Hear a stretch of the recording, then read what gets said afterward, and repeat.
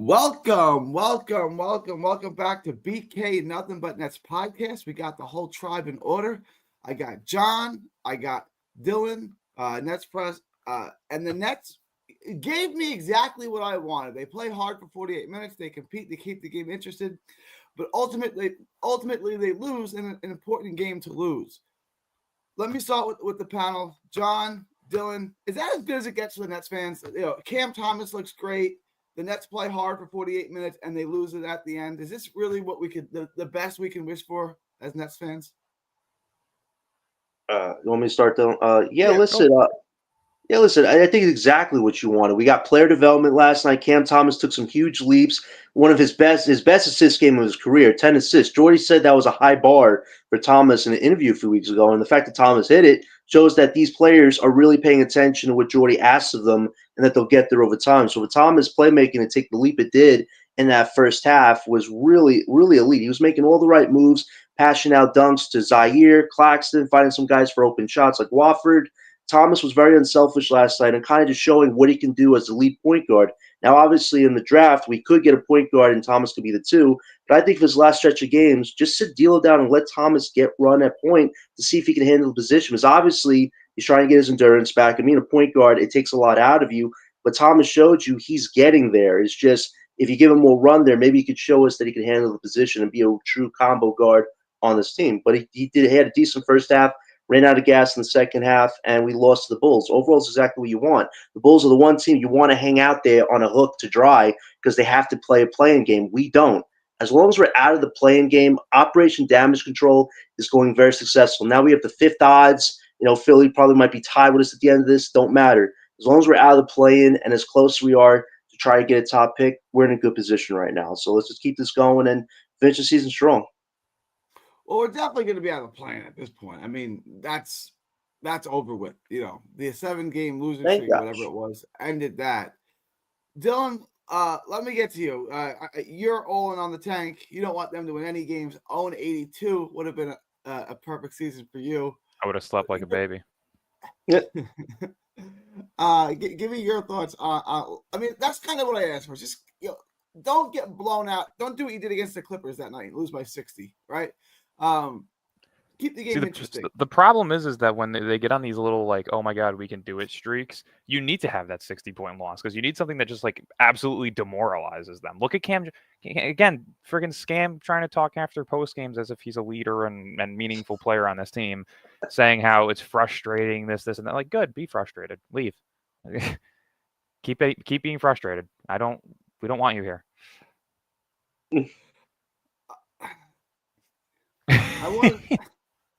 I wanted to get to the positive note. Cam Thomas records Chef Cam dishes. Chef Cam, his first ever double. Those said he couldn't do it. He did it 10 times. He had 8 in the first half.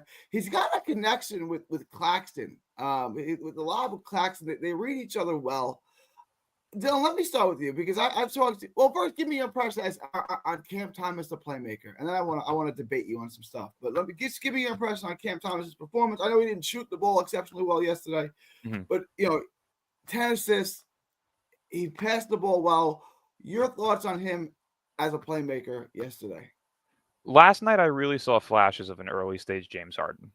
Like the rebounding was there, the playmaking, he was aggressive.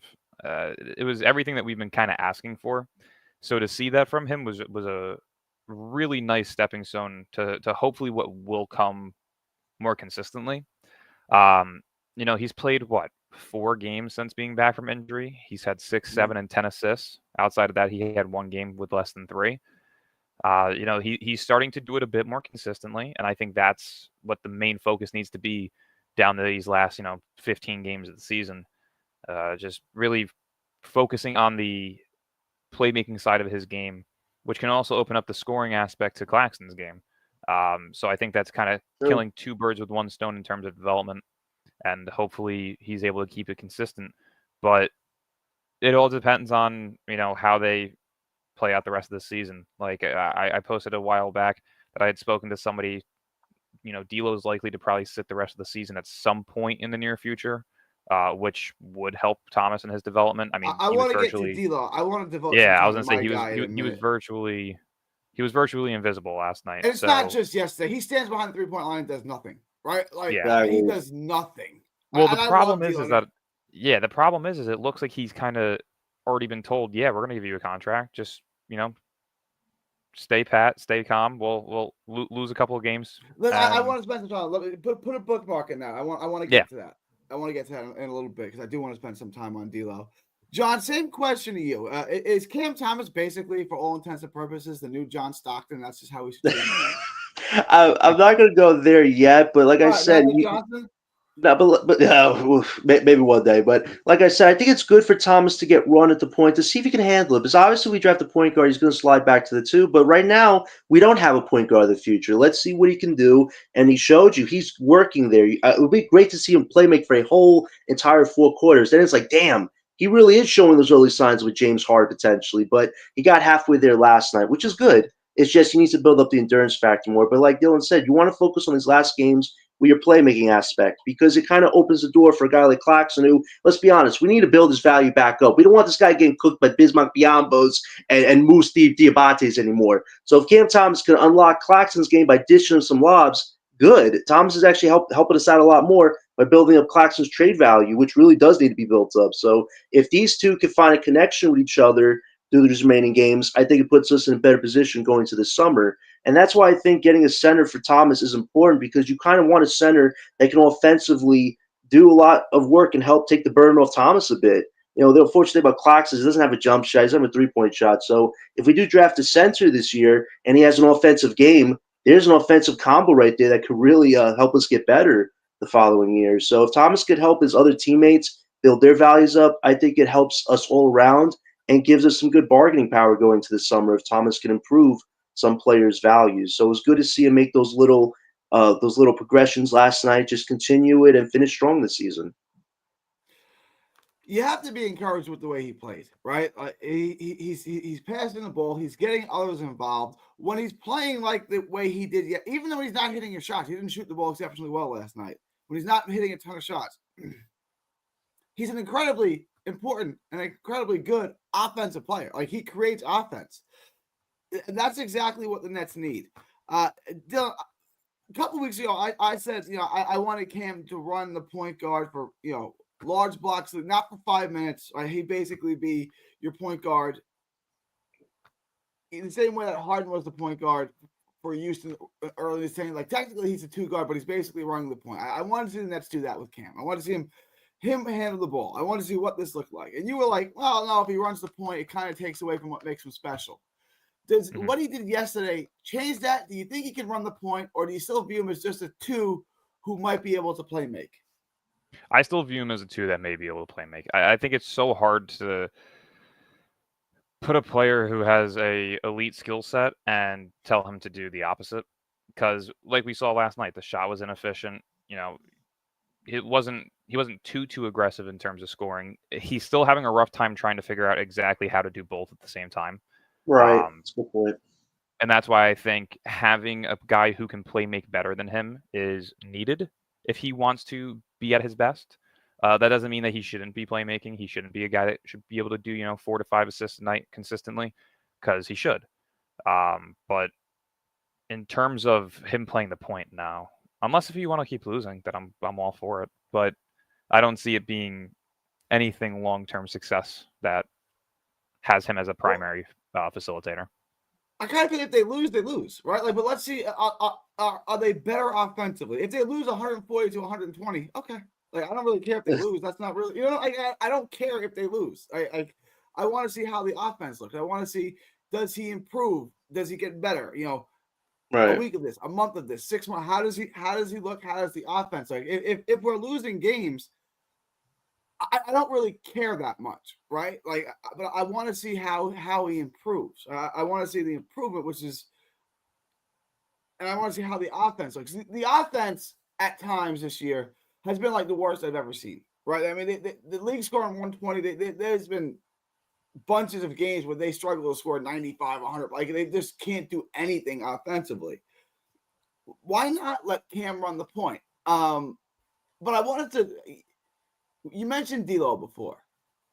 And we're going to switch back to it because John sent a video I want to get into, but you mentioned D'Lo. Mm-hmm. This D'Lo and Cam Thomas thing is not what I envisioned it to be. D'Lo basically does nothing. He basically stands behind the three-point arc and then misses a 3 5 times a game. He does nothing offensively.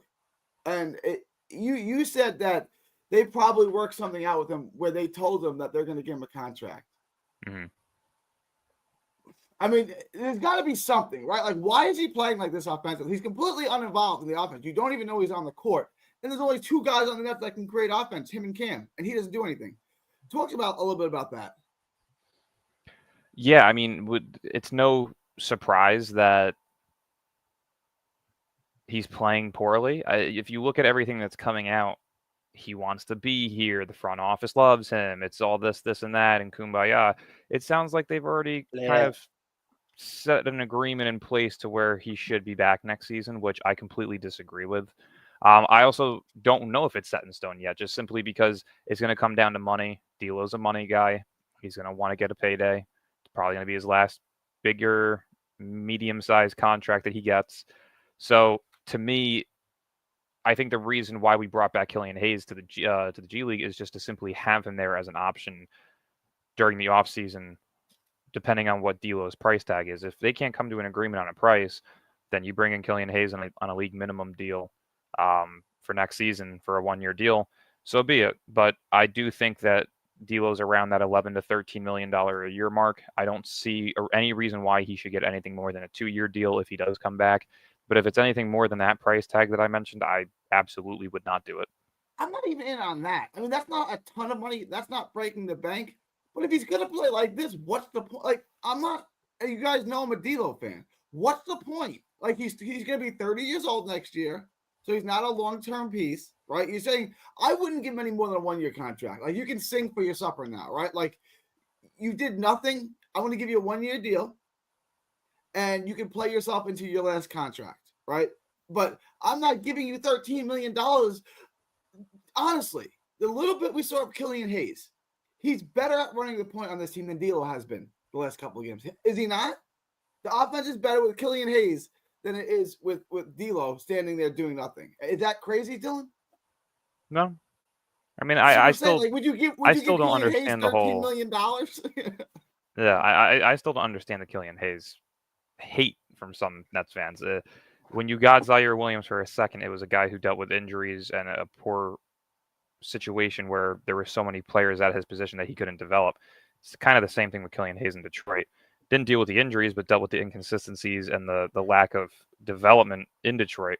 And we got him for literally nothing. So that's how I kind of see it as to why I think he should be getting minutes and really seeing if he has anything to his game that could be worthwhile. But yeah, so hopefully we see maybe once they shut D'Lo down, if they shut D'Lo down, that they maybe try and sign him for the remainder of the season, but we'll see. I think they're trying to sync up the 10-day contract to the last 4 games of the season for him. John, when he got here, I said he wasn't going to be a difference maker, and he looked like a difference maker the first couple of games he was here, and now he's certainly not been a difference maker at all. He does nothing beneficial, and I hate to say it, but Dylan mentioned, they may have something worked out with him, behind the scenes, 11 to 13 million. Why would you even let's split the difference? Let's just call it 12. Let's say 12 million a year. Why? Why would where the Nets are right now? Why would you give him $12 million, even if it's just for 1 year? For what purpose? He doesn't even have a. God, I don't want to poison the well here. No, but Gary, this is all I've been saying since we got him in the trade. Why is he here? This organization has a huge problem with letting go of the past. We got to bring Spencer back because we wronged him. We got to bring D'Lo back because we traded him for 3 superstars. Forget about it. We got to move forward. And Sean Marks wants to keep going back to the nostalgia to sell some extra tickets. Who cares? That's what Obi always says. Who cares? That's his famous line. Seriously, what besides some offensive buckets, what does D'Lo bring you? He doesn't bring you playmaking. When was the last time he gave you buckets? Yeah, and here's the thing. Here's the thing. He was playmaking for us because he was the lead guy when Thomas was down. We were near a playing spot. As soon as Thomas comes back, Thomas kind of telling D'Lo, I want this job. I want to be the combo guard. I know you've had your generational wealth. I mean, Gary, you said it in one of the last streams. This guy's made as much money as Eli Manning in his career. Cam Thomas has made less than $4 million. So, of course, Cam Thomas wants to take on the point guard role. And D'Lo's response is, oh, okay, I'll just stand in the corner. That's all he's been doing is standing in the corner. Thomas is trying to take over. He stands on the wing and misses. Yeah. Yeah, he doesn't play. He doesn't play defense. And if Thomas is leading point, that's taking away what else D'Lo can do besides score some buckets. So D'Lo's not giving you a whole lot there. So my point is, if this guy wants more than $13 million this offseason, let him go to Washington or the Shanghai Sharks. We could sign Killian Hayes, like Dylan says, to a cheap contract and can help us tank for a second lottery pick. I mean, let's be honest. Killian Hayes is not a difference maker. Anytime we say he should be on this team, it's not because we think he's the future of this team. It's because he does a simple role, make plays, offensively don't do as much, and it lines up with getting a lottery pick at the end of the day. That has way more impact than what D'Lo does on his team. D'Lo wants money, money, money. That's why we were near a playing spot, because he was competing for his next bag. Like that's the thing. We don't need D'Lo anymore. Exactly what we're talking about in statistical form. Here's his game log. All right, he had the good game against Philly. 1 for 7, 9 for 15, 22 against Philly. Okay, great job. 4 for 12, 5 for 15, 2 for 7, 3 for 15. I mean, he's horrible. He's terrible. Like, look, John, look at this. 1 for 7. I can't. Take away the one Philly underline, right? 4 for 12, 5 for 15, 2 for 7, 3 for 15. From 3, 1 for 6, 3 for 7, 1 for 7, 3 for 10, 0 for 3, 2 for 7. Someone do the math on that. This is anemic. This is horrible. This is Keon Johnson type numbers. This is horrible. It's pretty nasty, and that's why if you draft a point guard in this draft, be it a Dylan Harper, Jeremiah Fears, it's like, bye, D'Lo. It's been fun having you for 5 minutes, and that's why we signing Killian Hayes makes sense. Killian can be the backup of this team, which isn't a problem. Killian's going to run the offense by throwing out assist passes. That's it. He's not offensively going to drop 20 points a game. Whereas D'Lo, he might drop 20 points a game, but D'Lo's problem is he doesn't want to convert to a six-man role. He still thinks he's a starter in this league. Until he gets that out of his head, what are we doing bringing him back for like any more than 12 mil? So this could be a lot simple. If we draft a point guard with our lottery pick, re-sign Killian Hayes to be the backup, and send D'Lo on his merry way. That's the only way I see us getting out of this D'Lo situation. But if Marks brings him back, it's like, okay, when are we letting go of this guy? He's a transitional veteran at this point. You know, I kind of agree with Mark right there. I don't. Go ahead. I was gonna say I kind of agree with Mark. I'm not really understanding why we care too much when we're trying to lose. You know, like I'm glad he's not doing anything too crazy, because that would just kind of ruin the whole point of what we're trying to do this season. Which again is another reason why I think they kind of have an agreement in place. Listen, you were here last time we were rebuilding. We didn't have any picks. You wanted to get paid. We traded you. Now you're here again. You're saying you're grateful. You're saying, you were traumatized in other organizations and you're so happy to be back. Okay, we'll take a back seat. You'll get a couple million to come back and we'll rebuild this thing properly. I'm glad he's playing garbage. We traded DFS, who's a good player, to get D'Lo to free up $15 million. Yeah, it still makes no sense. But then you're going to give D'Lo 12 of the $15 million that you freed up? Yeah, that's what that makes no sense. I completely agree. It makes no sense. You could probably bring Killian back on an under $10 million contract, which is perfect for us. But why would you want to give the guy cap space that you freed up? It doesn't make any sense. And Mark's trying to tell me that. I was shocked when they didn't extend him to the 10 day. Second 10, I was shocked. I was like, why would you? He's playing. When they, Dylan was all on board for most of the time we've been doing the show with them to bring Killian Hayes up. And I was like, you can bring him. Like, it's whatever. Like, I don't really care about Killian Hayes. He came in. Dylan was right. He played really well. He handled the point. He was stroking the three. He was playing well. I was like, oh, all right. Dylan was onto something here. And then they were done with him. I didn't understand that. Like, my point is we know what we have in D'Lo at this point. We don't with Killian Hayes. Like, it was Dylan, you were his fan. You had to be surprised too with how well he was playing, weren't you? Not really. As a former lottery pick, when you get put in a position where you actually have to perform to survive, which he performed and somehow still died, I don't get it. Like, you have to put up good performances. So for him, he was putting up very stellar role player numbers. That is definitely a guy that could play the backup point guard role. on a rebuilding team. And that's what you do, is you give him the opportunity to do that for a season, see what he does, and if he can stay consistent, maybe he can do it on a team that's trying to pursue a playoff berth. Like, I'm not saying that he should be a role player on a contender by all means, but in terms of just a team that's either tanking, rebuilding, whatever you want to call it, I think he can do that. I think you could do it for cheap while also being able to build out the rest of the roster rather than giving guys like D'Angelo Russell, 10 to 15 million, whatever you want to say. It's just worth bringing in the cheaper, younger options that have more room and more upside to develop than a guy like D'Lo. Exactly. He fits the rebuild better than D'Lo does. D'Lo just wants to collect paychecks at this point. And Mark's telling us, why are we freaking out about D'Lo? Guys, when Thomas was out, D'Lo, Johnson, and Claxton, I call them the micro three, were leading us to a potential play-in berth. Then when Thomas came back, things kind of righted itself. So the fact is, D'Lo actually wanted to be in a play-in spot, but in his mind, it's like, if I get this team to the play-in, I'm getting my 18 mil this summer. No! That's why keeping Killian Hayes would have been way more perfect. With Hayes, you're not winning a lot of games, but he's doing his job and he's developing some type of playmaking style on this team. So you take that over a D'Lo, and Hayes fits the rebuild better than D'Lo. Right now, remember how Sean Marks gave Patty Mills Bruce Brown's money? I'm telling you right now, Sean Marks is going to give D'Lo Zaire Williams his money. You want to bet? Oh my God, no! That would be a nightmare, Gary. It wouldn't surprise me. It wouldn't surprise me, but there'd still be people out there that say, "Oh my God, Sean Marks is a genius." Well, I know, man. Like, it's crazy. One of them is in the chat right now. Hi, Mark. Love you.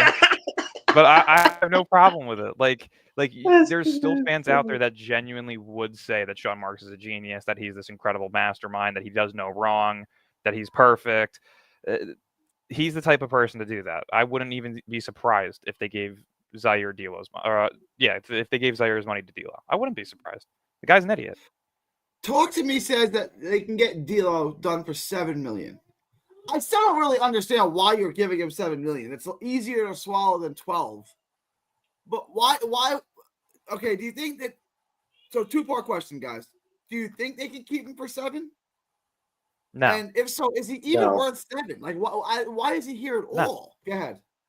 No and no. It's truly not hard to understand. When a guy that's making roughly $18 million is expiring, you get $18 million. And what do you do with that? You don't give half of that to the guy who is making $18 million, who's old and doesn't fit your timeline. You, instead, fill that on a player or two in free agency, or guess what? You can do the most simplistic thing in the world. Bring in the former lottery pick who's under the age of 25 that you can get for a 1-year league minimum and still have roughly $16 million to spend afterwards. It's really not that hard. That makes way more sense. We actually save a lot more money just bringing Hayes back. Like, isn't this all about creating financial flexibility to eventually get a star through trade or the draft?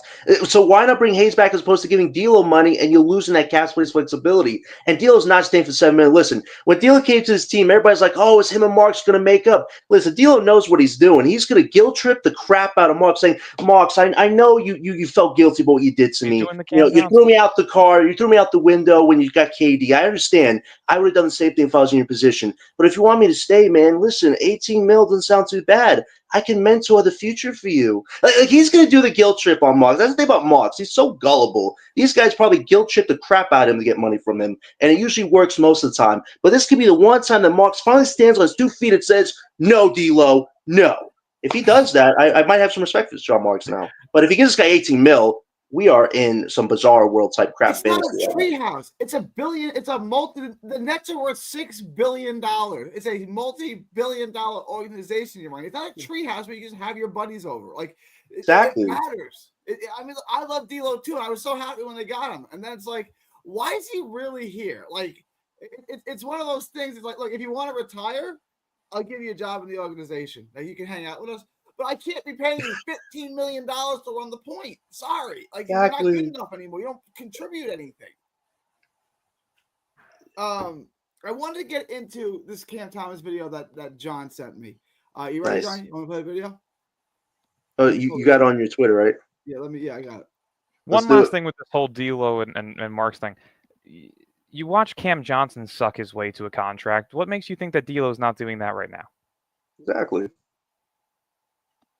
Cam Johnson had Sean Marks you caressing his balls pretty much for $20 million. You think D'Lo's not going to do it for 10? Like, come on. There's a reason he's putting out all this kumbaya bullshit about, oh, I love it here. It's so great. The way it ended last time wasn't so good, even though you're talking shit out your way out the podium when you got traded. So just stop. This whole Sean Marks is great thing. It's so weird to me. It's like a fetish. Just it's not normal. It's because you got Kyrie and KD, and it's like saying that the Cleveland Cavs were geniuses for getting LeBron back in Cleveland. It's kind of an obvious thing. Like, you were blessed that Kyrie they wanted of to all be there. the places in the world was born in New Jersey, and that's where he wanted to play, and that KD wanted to go with him. Like, you got lucky. It wasn't a genius move that he did. Me and Dylan and John could have done the same exact thing, and we could have got better players to play around him. Seriously. All right, let's watch this video. All right, John, it's 2 minutes long. Is there any way you want me to skip to, or want me to just play the whole thing? Play the whole thing, because they go into the future of the team, and then they go into Cam Thomas at the end, so we can kind of address some different stuff here. All right. Obviously, their goal was to get a high draft pick. We'll see where they end up in the draft. I think Jordi Fernandez has done a fantastic job. Yeah. What's your read on this? Is it a slow play? I don't think it's a slow play, but I'm just curious about what you've heard in terms of the pace of this rebuild over in Brooklyn. Well, Ian, what I would tell you for the Brooklyn Nets is originally the plan was to do a slow rebuild for this season and next season, meaning focus on your player development, which in turn is going to lead to probably a high draft pick. Next year, there's 3 guys in the draft that executives look at that could really be a franchise-changing guy. You got Carlos Boozer's kid, you got Darren Peterson, you got AJ Debance. I believe I'm pronouncing their names right. If I'm not, forgive me. But those are guys that, to me, are franchise-changing guys potentially. For the Nets, it's one of 2 scenarios, Ian. They have the flexibility that if a guy like Giannis Antetokounmpo becomes available and they want to push the chips in the center of the table, they more than can do so. However, originally the plan was always to give it another year. Jordi Fernandez has proven to be a great coach and a culture builder. So you know that you have your coach and kind of your face of the franchise there on that side of things.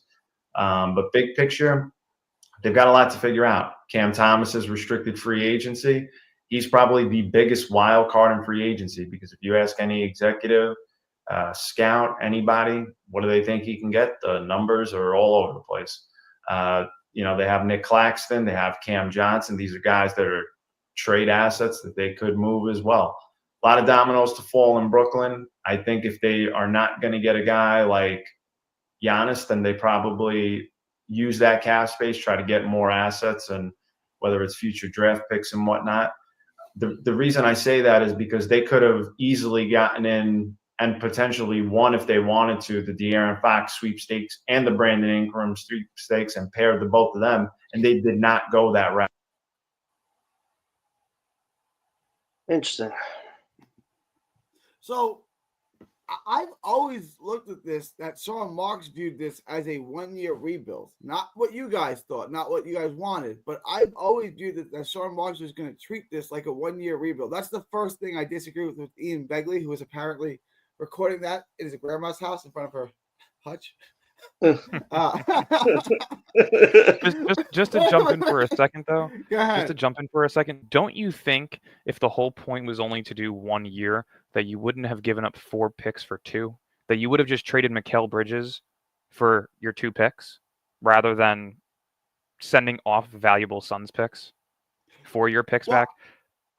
I never understood why Sean Marks didn't trade Bridges back to the Rockets for your 2 picks back and Jalen Green when he had the opportunity last year at the deadline. Because they didn't offer the 2025 pick, and they also added a protection on the 2026 pick. Oh, is that so what it wasn't was? even that's the reason why he didn't do that. Which again, smart move. But the whole point is that if you were if I would have straight up just given up the Suns 2025 pick and Mikal Bridges for all 3 of our picks back. Like, take off the swap in 2027, give us our 2026 unprotected, and give us our 2025.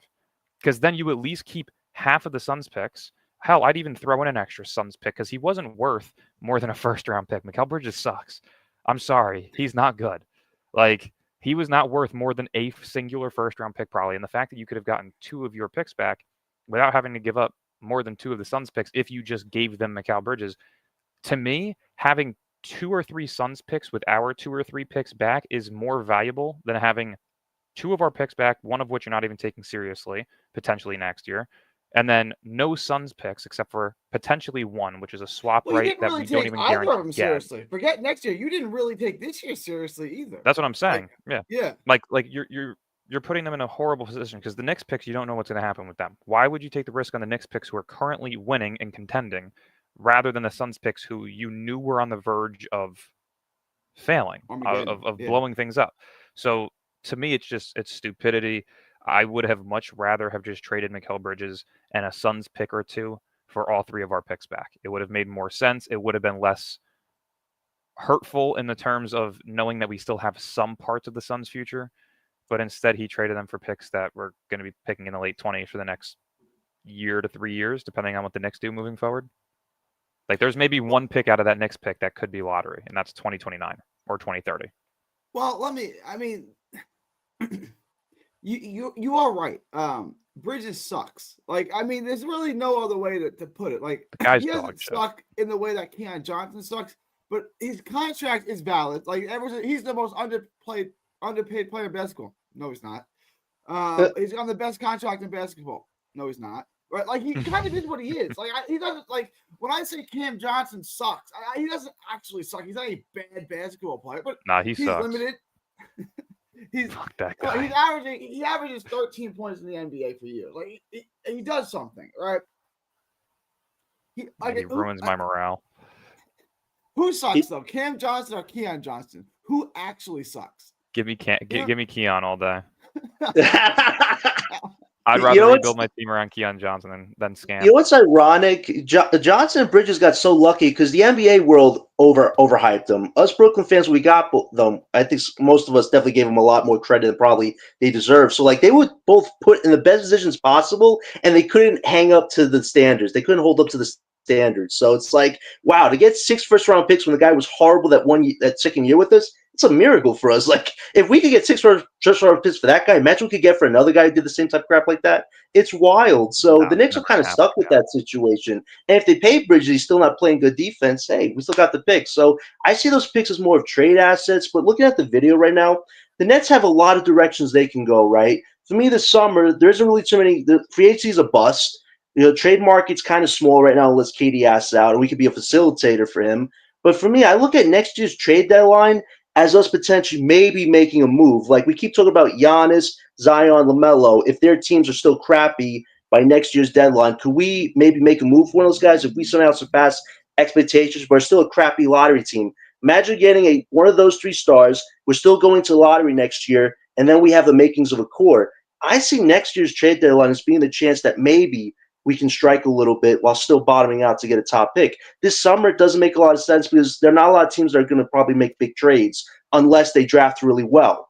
So if we don't do anything big this summer, I look at next year's deadline as a chance for the Nets to maybe start doing something to kind of start building a core. I just don't see it this summer. And Thomas's contract value, it is all over the damn place. We're going from 22 mil to like 30 mil, 27, 26. It could go either way. I think his contract will be around 20 to 25 mil, which is not bad. It's generational wealth. It's his first real contract. As long as we get the deal done, we have the flexibility with his future and when's the time to start making bigger moves. So just get the deal done at that point, and hopefully it does. But if it gets into that type of war between Marks and Thomas, yikes, that's not what we need right now. We need to start building a structure up. Real quickly to jump in though on the Cam Thomas contract, I think the only team in the league, I don't know the specific team, but I think the most a team has currently is like 24 to 26 million. So you have to think whatever that team is going to offer Cam Thomas a contract, the Nets are going to have to offer $1 million more. So his range to me is 23 to 27 million. Yeah, I think we're all on the same page, which is a friendly deal for Cam Thomas. It is. So especially if you can front load it. Tradable too. He becomes very tradable. Exactly. Especially if you can front load it. If you can have it being, the first year or two of it being that like 27 and 26.5 million, it drops down to like 23. By all means, do it because at that point, he's a more attractive trade candidate based on this contract. I said when you're getting generational wealth, when you're getting life-changing money, do you really care if it's front loaded? Just give me $100 million. Just give me $100 million. I don't care. Exactly. Yeah, I don't care. They- Like Nick they should Claxton do the got it. I Jalen don't Green care. thing. Just give me $100 million.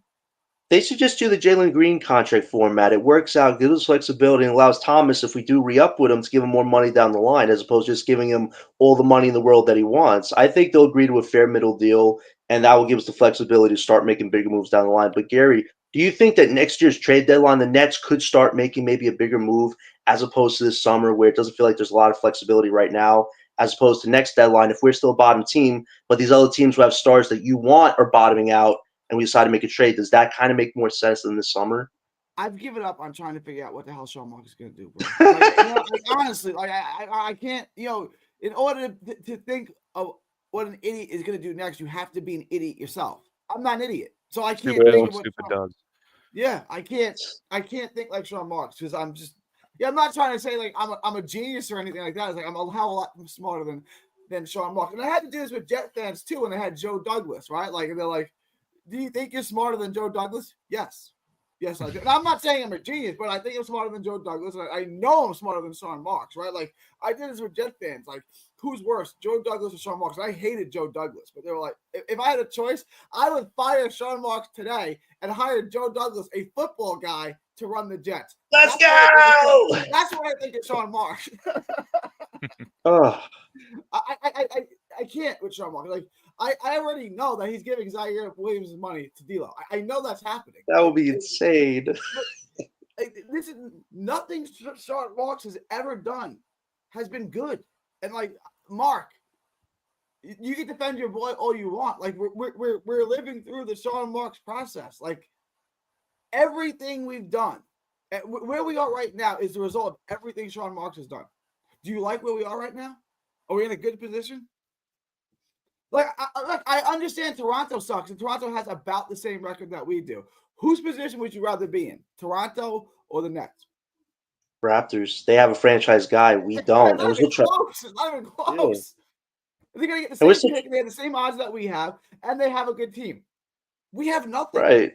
We have bad contracts in Cam Johnson and an egregious contract in Nick Claxton. Here's my other problem though too with what Mark keeps trying to say is that swap is not guaranteed. There is something within it that states that if the 76ers pick is somewhere that pick swap is more complicated than what you're trying to make it out to be. There is nothing guaranteed that we get the Suns pick in 2028. Not to mention the whole entire point of the argument or the debate, whatever you want to call it, is that the Nets gave up 3 valuable Suns picks and a Mavericks valuable 2029 first-round pick for 2 picks back that they're not taking seriously. And you're going to celebrate and walk around fucking, oh, he's so great. He kept 1 swap. I want to, yeah. That's stupidity. I want to please get Mark Please get Mark. Dylan, you got Dylan. John, you got yeah, somebody's echoing. Yeah, All right, I'll come right back. Yeah. I want to address Lou's comment. Hindsight's 2020. People were praising the trade at the time. Suns didn't look to be this bad this soon. They were on the verge, Lou. Dylan, do you agree with that? I mean, they were on the chopping block. The Suns being this bad. Like, we didn't know. Lou says hindsight's 2020, referring to the Suns pick. We all predicted that the Suns were going to not be as good as expected. Everybody said this. They are old. They have no role players. The only guy they were able to bring in that had any meaningfulness to them in free agency was Tyus Jones. That's it. They have no depth.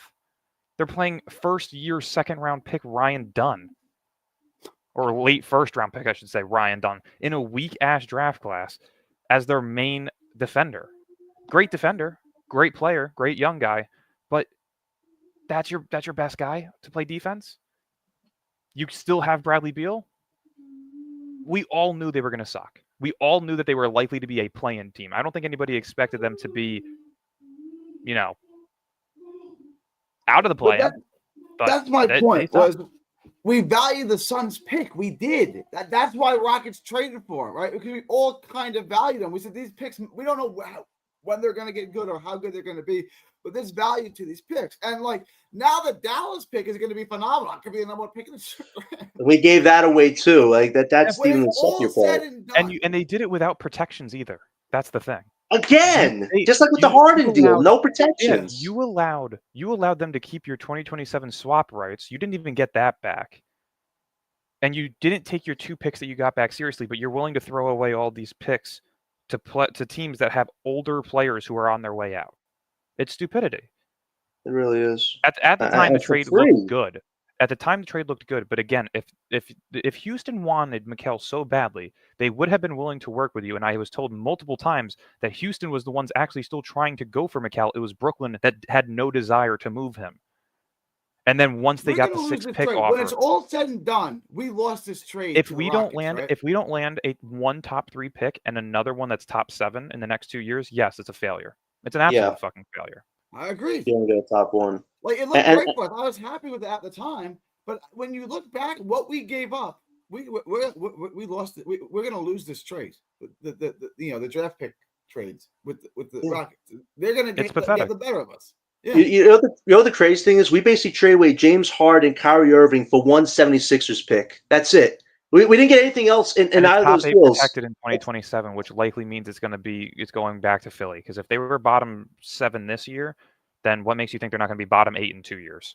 They fucking Well, they got to suck. trade that pick. They got to trade that pick then if that's the case. We can't have to hold that pick just for it to go to them. Like, this is the problem. We gave away 2 superstars for nothing. You made out on the Kevin Durant deal, and then you traded Bridges. Bravo. We got our draft capital back, but still, we could have had way more if you just would have caved in. If we're doing James Harden to Philly, like you said, Gary, Tyrese Maxey has to be on the next flight over here. I'm not giving him for nothing else than that. Instead, we took Drummond, we took Curry, and we took Simmons.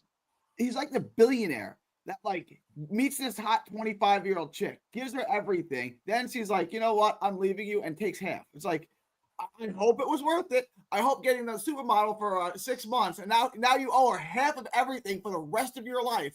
I hope that was worth it, Sean Marks, because that's kind of what he did here. Like, okay, you got Harden, but look what you gave up to get him. And then you got he overpays so much for everything. And it's like, the buyer's remorse. Like, he took no precaution. Like you said, he didn't put any protections on any of the picks. They could all be number 1 picks, and there's nothing the Nets can do about it. He's just going to lose all those picks. Like, there was never any precautions taken. He just was like, that's a hot chick. I want that chick. And now she's ruining your life for the rest of your life. Like, this is what he's doing.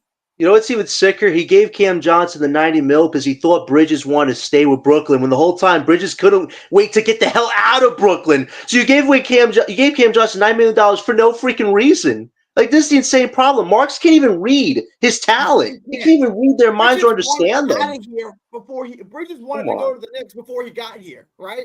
The only thing good about going to the Nets was it's close to the Knicks. It's close to his buddies. He can hang out with his buddies. But I still want to go over there, and I'm going to get over there. And then he gives Cam Johnson the money to be with Bridges when Bridges got 1 foot out the door. It's like, what are you doing? Yeah, so how can people actually justify Marks? All we keep doing is calling out the fact that he's wishy-washy. He coddles his players too much, even when they hate the guy. And that's power to the players. You're willing to get all the money you can from this guy because he doesn't have a backbone. He's willing to be submissive any way possible to make players happy when they're on this team or they want to get off this team. But it's like, I wish we had a GM that actually stands on their 2 feet. Even if they say bad words to you, live with it. If they won't be on the team, get the best damn deal possible. That's how other GMs go about their business. Smart GMs. And the problem is Marks is not a businessman. This guy got a degree in political science. Bob Myers got a degree in economics and business. 4 championships in a dynasty. You can see the comparison and the contrast of who actually knows how to lead and who really doesn't. It's a lot simpler than people make it out to be. Smart. He's just not smart, right? Like I always say, you can't fix stupid, and there's no replacement for intelligence. When you have a stupid person running your organization, you get stupid results. There's just no other way about it. Like, I mean, stupid people do stupid things, period. And he does very stupid things. Good way to end that segment. Dylan, and any closing thoughts on this segment? Sean Marks is an idiot. That's all. It's not hard. You guys want to segue into the Clarkson, how he might be more valuable to Lakers right now? Mark wants it. Do you want to debate, Mark? I'm going to leave it up to you guys. If you got the time, I'm not doing full blown debates, but if he wants to, feel free. It's a very simplistic answer on my end, so feel free. And the the swap that you guys talking about with the Suns, I read the terms of it. I needed my lawyer. That's all I could. I understand it. That's my point. Is when a swap is that complicated to even comprehend, it's not hard to understand that it is not. Yes, I'm guaranteed smarter that than we Sean don't Marks. get If it. I took an intelligence test, it was me versus Sean Marks in an intelligence test, an IQ test. I promise you, I score higher than Sean Marks, 100%. Yes, I mean I'm smarter than Sean Marks, 100%. BC, you would make an excellent manager. BC says he has a political science degree. He should become BC. I trust you a hell of a lot more than I trust Sean Marks. Go for it, buddy. I put the link in there. Sean Marks is trained on being an asshole. That's pretty much what political science is. You're trained on being a douchebag. Congratulations, that's our GM. Like the guy has no idea what he's doing. King Ribby, He's a Knicks fan. I wouldn't even pay him any mind. It's all right. It's all right. What has he done that makes you think? What actions has he taken? We judge a tree by the fruit that it bears, right? A good tree produces good fruit. A bad tree produces bad fruit. What are the intelligent fruits that Sean Marks has bared? What has he done that makes you think he's an intelligent guy? Mark's here. I'm sure he'll have some answers. What's up, Mark? What's going on, Gary, John, Dylan? How you guys doing? What's going on? Can I just say one thing, Mark? I was the biggest D'Lo apologist in the world. I've gone off that train and said there's really no point in having him here. Can you do the same for Sean Marks? So it depends. So there was a little Twitter debate this morning, right? I said there is cause to fire Sean Marks, but you have to look at it objectively. Do you want to say he's been here 10 years? It's time to give somebody else the reins and let them run the ship? I'm fine with that answer. That's fine. If that's your reason to can him, I understand. And the truth is in the pudding. It's been 10 years. There's no debate there, right? If you want to say Ben Simmons trade, it set us back and we were never able to compete, that's cool too. I agree with 100%. Nobody's saying Ben Simmons was a needle mover or made an impact. But people bring up Bruce Brown. Contextualize the decision on Bruce Brown, right? Why wasn't Bruce Brown brought back? They had just traded for Ben Simmons to play that role, and they wanted to surround him with shooters. They had Seth Curry. Seth Curry plays the same role as Patty Mills, No. except 10 times better. But Bruce Brown is better than Ben Simmons. Mark, you see what Brown was doing? 100%. But at the time, because the real reason why Bruce Brown wasn't brought back is because Katie didn't want him. And again, this is on Sean Marks for not having a backbone on wanting. It was also a little redundant. Exactly, it was set for Ben Simmons to play the Bruce Brown role, and it's redundant having two Ben Simmons or two Bruce Browns. They knew that Ben Simmons was not healthy, so why are you banking on a player and that's healthy? That's on Sean Marks. They knew that he was not going to be able to play for the remainder of the season when they traded for him. Yes, they tried to do the quarter. He never. Okay, but now fast forward to the actual free agency decision that we're talking about. Mills Brown.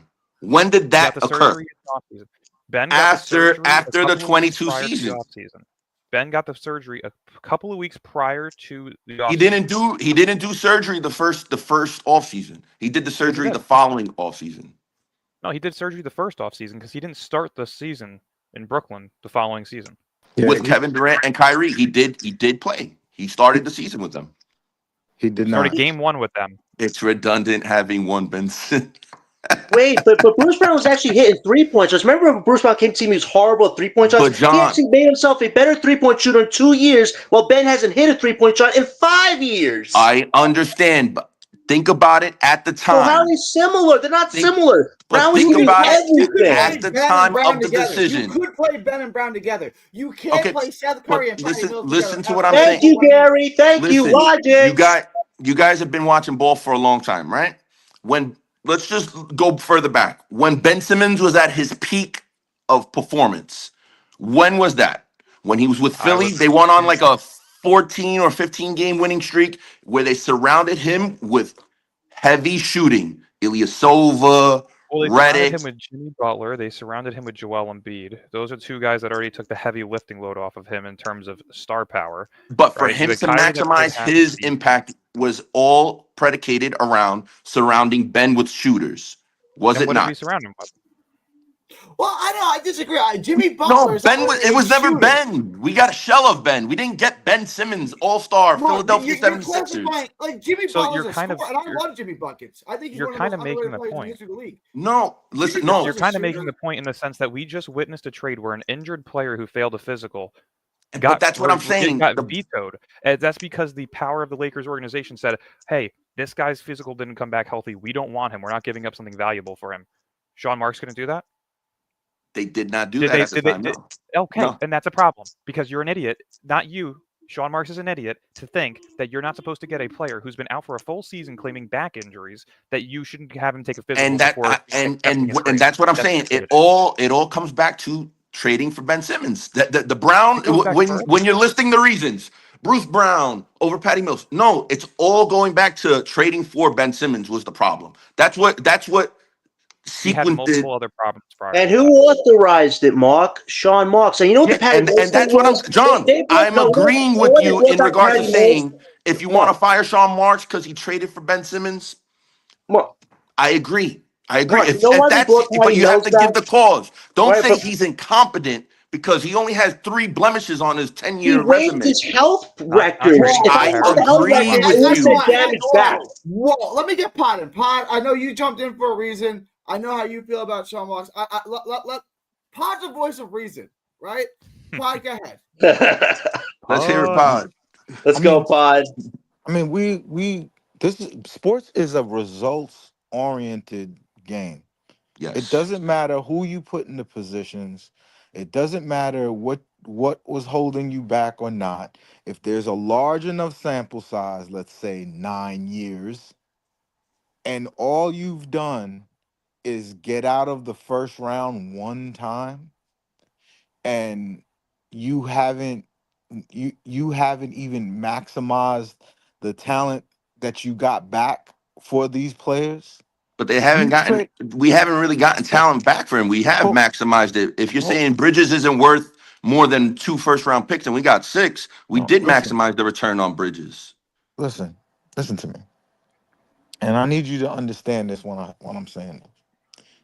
A plus GM, right, doesn't do the things that Sean Marks does. And what Sean Marks does is he always leaves an incomplete team. Right.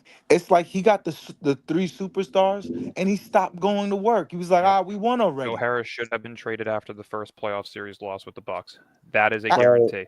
He sucked ass. His contract was horrible. He should have been flipped for fucking anything.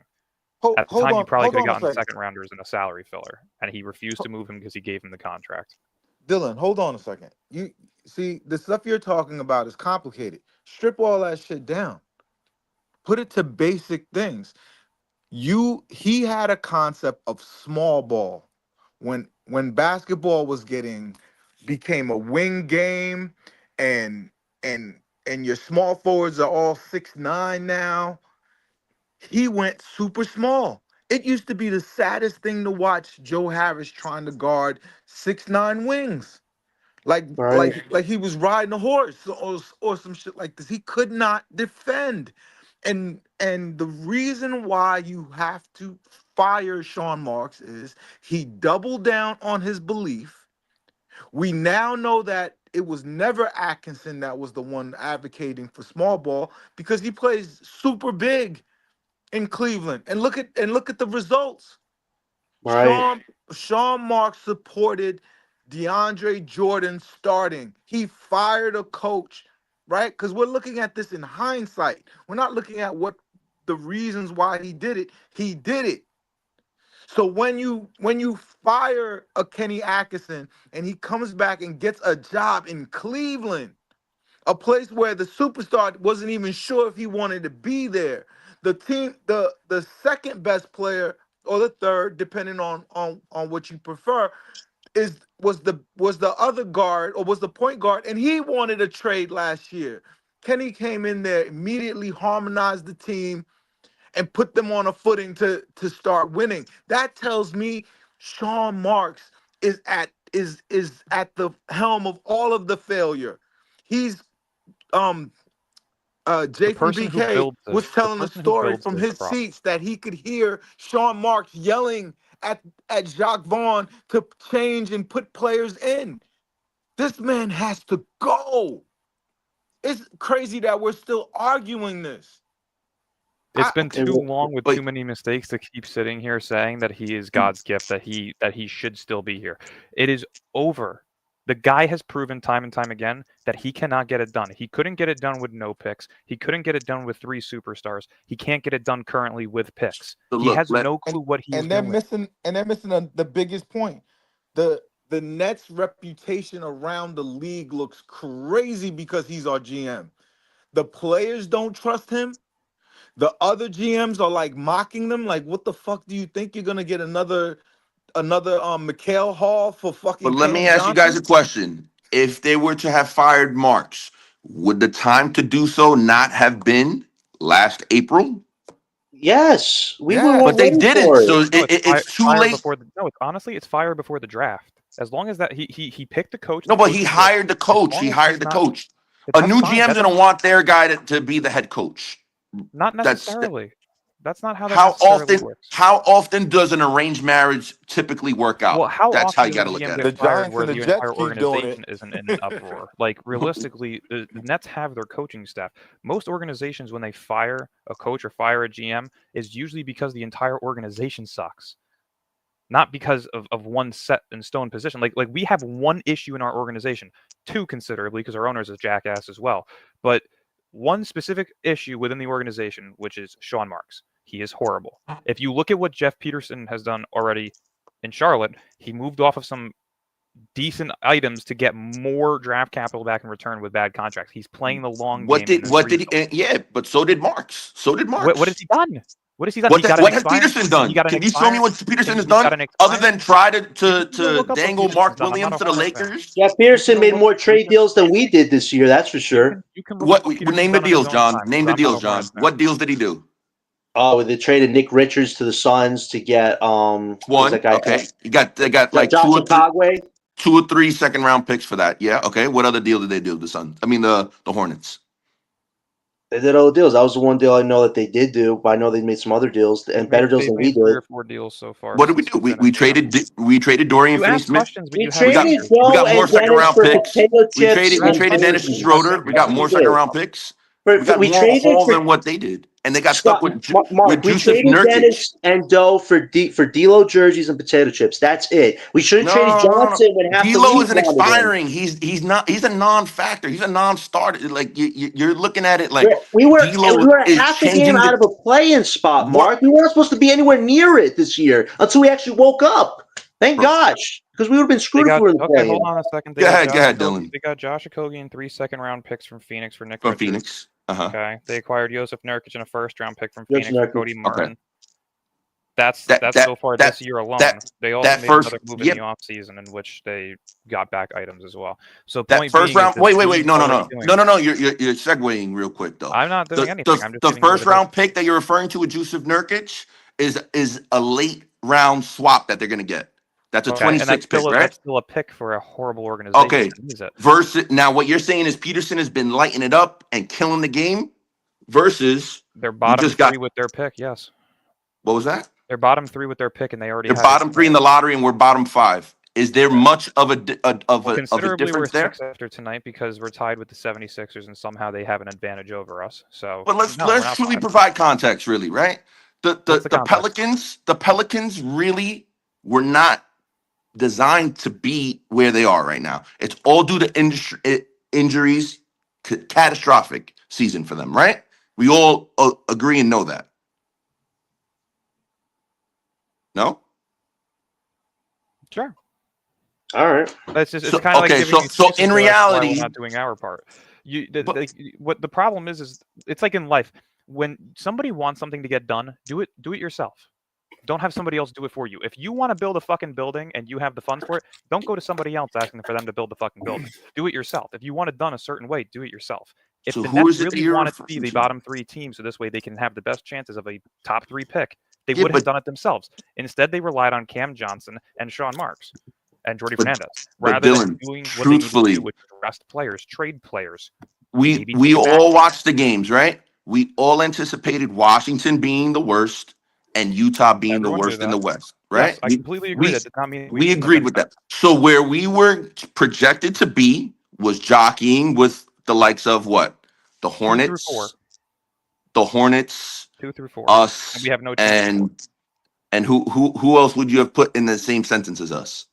I had We the didn't. Hornets as a borderline playing team. I had Portland that was potentially going to be competing with Yeah. us for 3. So that's it. what I'm listen to what I'm We saying. should have been 2 through 4. Okay, but look, if you're saying we should have been 2 through 4 and you're content with 4 from 5 isn't that big of a gap. Well, I'm glad you brought that up because I'm looking at it right now. The Nets currently at pick 5. You have a combined 42% chance. Let's see, 10, 10, 20, let's see, 10, 20, 30, 40, and then 0.5s across the board. You have a 42% chance, plus where we're at currently at 5, you have a 2.2% chance at staying at 5. So that's a combined 44% chance to be a top 5 pick. After that, you have a 19.6% chance of being and what? Okay, 44%. The highest But you're odds that we just- have is 26.7% to be the 7th pick, and you have an 8.7% chance of being the 8th pick, 0.6% chance of being 9. So And right tell there, me you what have a Washington's. Tell me 55% Washington's, because I know Washington's isn't right that much now- higher, and I right know where now- they're most right now likely you have projected a to be 5. 55% chance of being outside of the top 5. That's what I'm saying. You And have a Washington's 55% percentage chance. is what? Washington being Washington's the the worst team in blatantly basketball, tank. and the worst pick that they can get is 5. That's the point. And what Put is their yourself in most a position likely? not What to is their fail most? miserably? Where'd he go? Oh, wait.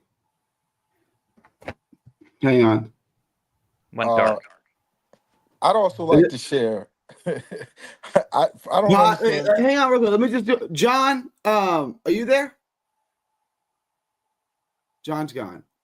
Okay, so we lost John, we lost Mark. What did they do to each other? Mark, are you there? I'm still here, guys. I just have my screen All right. off. For a second. It's just Mark that disappeared? I guess so, yeah. I mean, No. if he's still listening, Washington's odds currently are 14% for number 1, 13.4 for number 2, 12.7 for number 3, and 12% for number 4, with a 47.9% chance at 5. That's because that's the lowest they can get. So if you combined it, again, what do you got? 14, 13, that's 27, 12, that's 39, 12, that's 51. You have a 51% chance, which is a higher percentage chance to be picks 1 through 4 than you are to be pick 5. It's actually like closer to 59%. Most of the draft is not available to them. They can't. Exactly. Yeah. That's what I'm saying, though. I'm not saying that I want the number 1 pick. I'm saying, I mean, I do, but I wouldn't be mad with a Dylan Harper, an Ace Bailey, a Jeremiah. Like, I wouldn't be mad at that. I'm just saying, as a fan, you want to see your team be put in the best position to get the top pick, and we're not doing that, right? Correct. If you're telling me my team currently has a 2% chance of staying at the pick that we're at, with only a 43% chance of moving into the top 4, with a 55% chance of moving below pick 5, I'm going to be angry. That's pathetic. And We didn't pay a and premium that's to my get thing, though. to do shit. That's my thing, though, Dylan. That's been my argument forever. Like I'm seeing and hearing people say, "Oh, D'Lo, excuse me, Dylan. D'Lo doesn't move the needle." But when we traded for D'Lo, we were 4th. Mm-hmm. We were right above Charlotte. We were 4th. Now we're 5th after a huge course correction. And the reason why D'Lo doesn't look happy is because I think the rest of the team has got the message. We need to tank the rest of these years. Like they've been.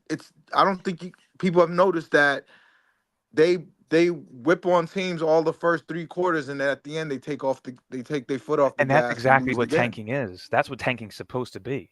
Like that is nobody's asking to lose by 55 and sit every single player you have on your roster. Like that's what tanking's supposed to be. Here's why Sean Marks is a war criminal.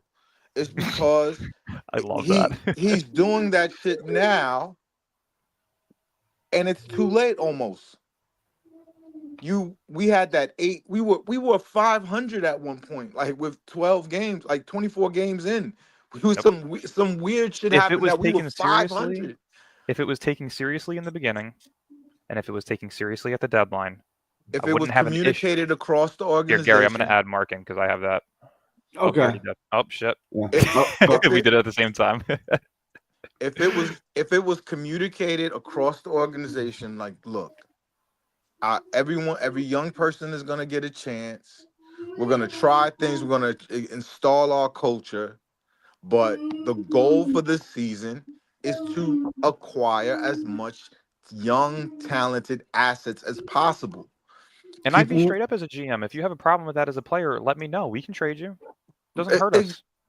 Exactly, and that should have been talked about when they hired Jordy. Jordy, who looks like he wants to cry every time he loses. I understand he's competitive. I get it. I love that. But there's a bigger picture.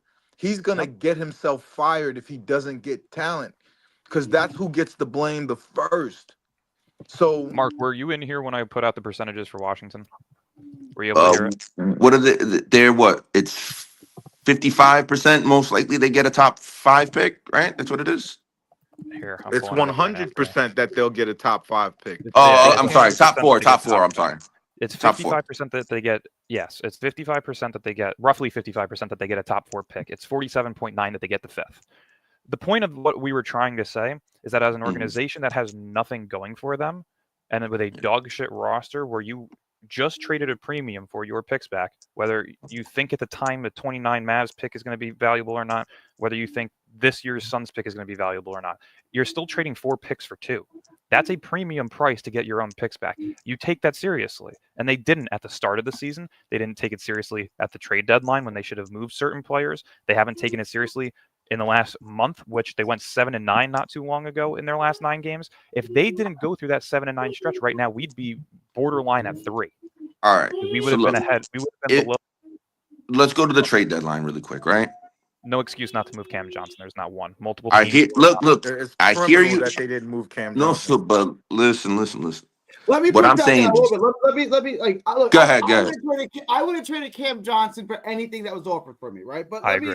Defend Marks here. What if he wants to move him and try to move him for either a superstar in the offseason, or he wants to do like what you suggested and trade him to San Antonio with our pick to move back into a lottery for a second time? So let me ask you: if he's not gone on draft night, once again, it's a failure. You should 100%. Yes. Right. And I agree with you. Yes. Let me just. Here's the thing for a second, because Minnesota moved future first-round picks to move all the way up into the top 10 last year.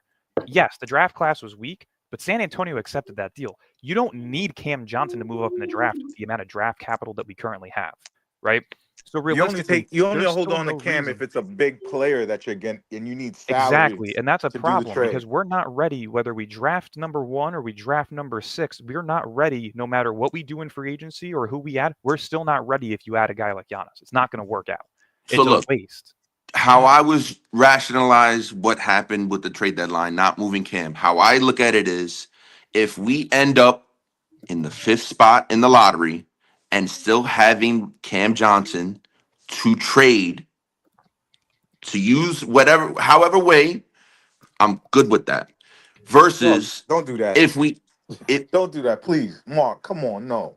Let me jump in for a second. Go ahead. Has anything like that has ever happened in NBA history? Anything like what? Where a journeyman. I'm sorry, you coming in and out, Pod. You say journeyman? Where a journeyman player is used as an asset to get moved up in a draft. Well, yeah, role players get dealt all the time. Yeah, absolutely. Not to the top 3. I'm not suggesting anywhere near that Cam Johnson is worth getting us into the top 3 or top 5 or top 7, top 10 even. Nobody but it's in that still area a chip. wants that $27 million contract. But it turns into $22 million next year or $20 million. I forget. 25. I think Clax is 25. Cam Johnson's 20 or 21 or something like that. Claxton in his final year goes down to 22.5, I believe. But that's final year. We're talking about next year. Next year, I want to say he's at 24.5. Johnson? Johnson's at 21. 21. Relatively easy to move off contract in the draft to move up. Is it really that easy to move off of when they're at this deadline, Mark? No, not at the deadline. But now, look at it like this. Do you guys agree that it is easier to make trades in the offseason when books are clear, where teams have better idea of direction and there's different cap restrictions and it's more open? It's easier to move somebody in the offseason rather than in season. We can all attest to that, right? Mark, we could have got Marcus Not Smart in the necessarily. first. I'm saying, can we Not- agree not- to that?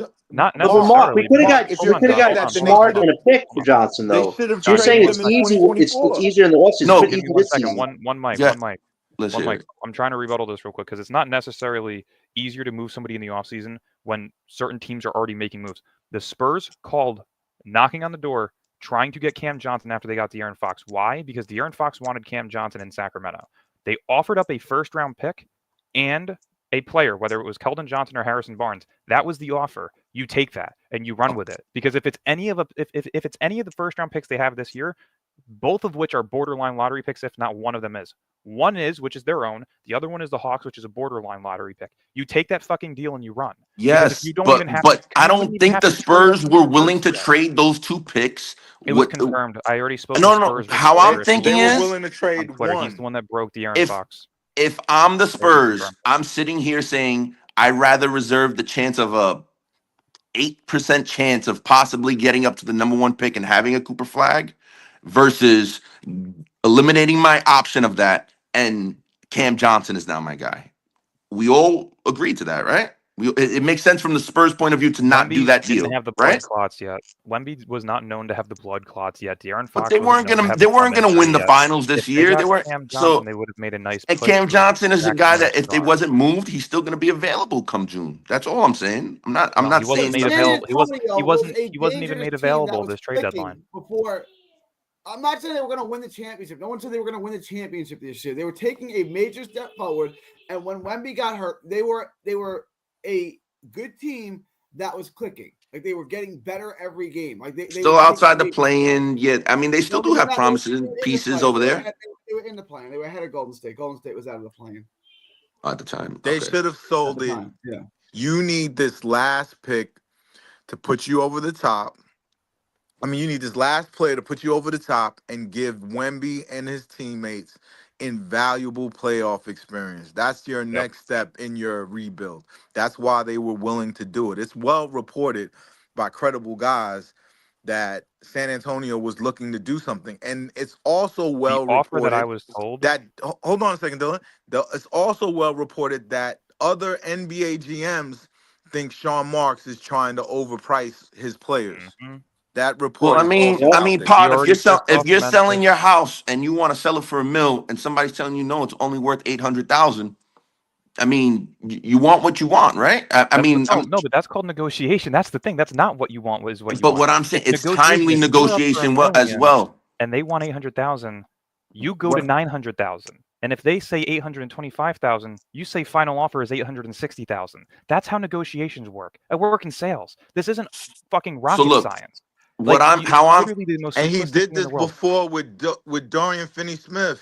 Yes, If he that's had why he moved pissed off Dorian Memphis. Finney-Smith, if the team had direction and if the team was resolute, they would have moved Dorian Finney-Smith and they would have gotten first-round picks for him. If we had our picks, he would have made that move. I'm assuming if we had hit reset a He year, could have made it, Mark. That's what we're trying to tell you. He could have made it. And here's the thing about Johnson. Before he had these 3 great months, he was averaging 13 points. A lot of NBA owners are not going to go like, hey, 3 great months is going to make me give my house to you for Cam Johnson. Nobody was buying that. Mark's problem is he never reads the room properly, even in the NBA. But what I'm I'm saying going is, to read you guys text from the Spurs reporter that I spoke with. But you're splitting hairs, is what I'm saying.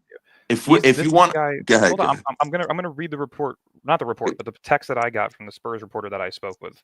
Yeah. He was the one that broke the De'Aaron Fox rumor that it was already going to happen a week and a half before it actually happened because they were already in talks for it.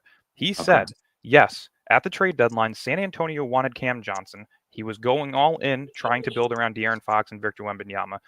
Brooklyn wanted both Atlanta first-round picks this year and the one next year. And they swap that they have, right? Yes, and and San Antonio refused to move both. Their original offer was an Atlanta pick this year and Harrison Barnes.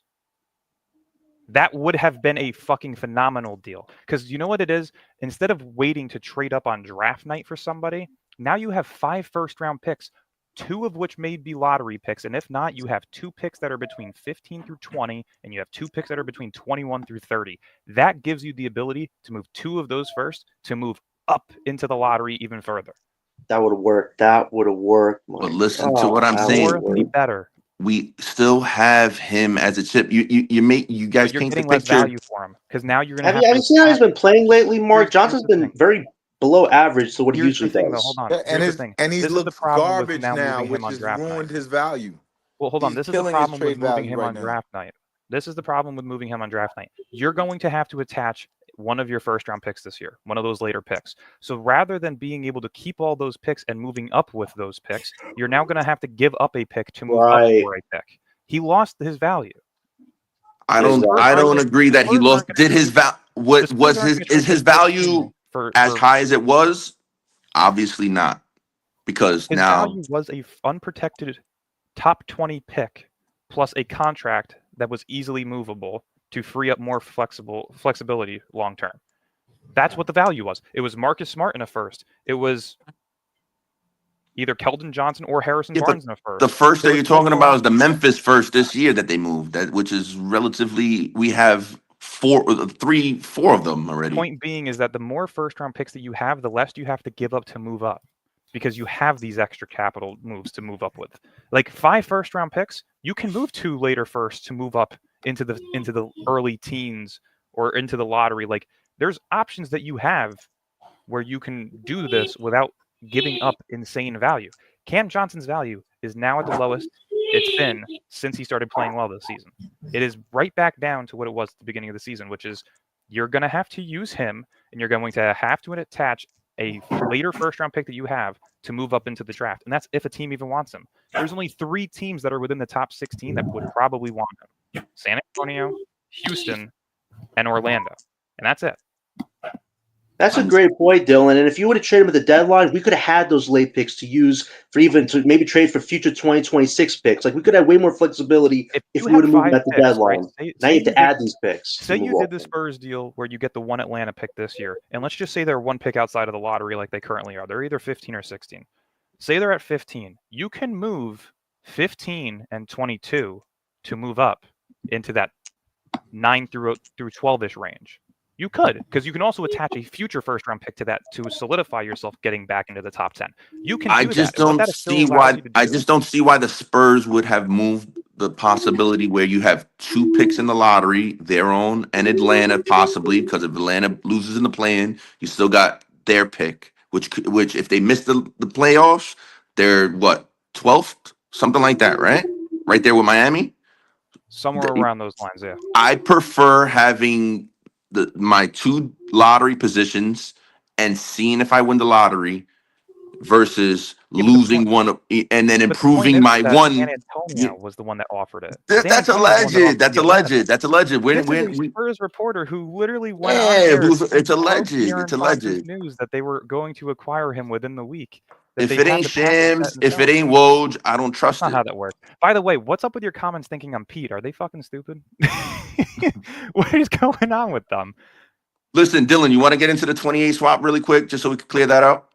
There's really nothing to clear up. It's not a guaranteed pick. There's something along the lines. If something is so difficult to read that we can't fully comprehend it, pull up NBA Trade Machine, Gary, if you can. We don't, because you were very dismissive about it.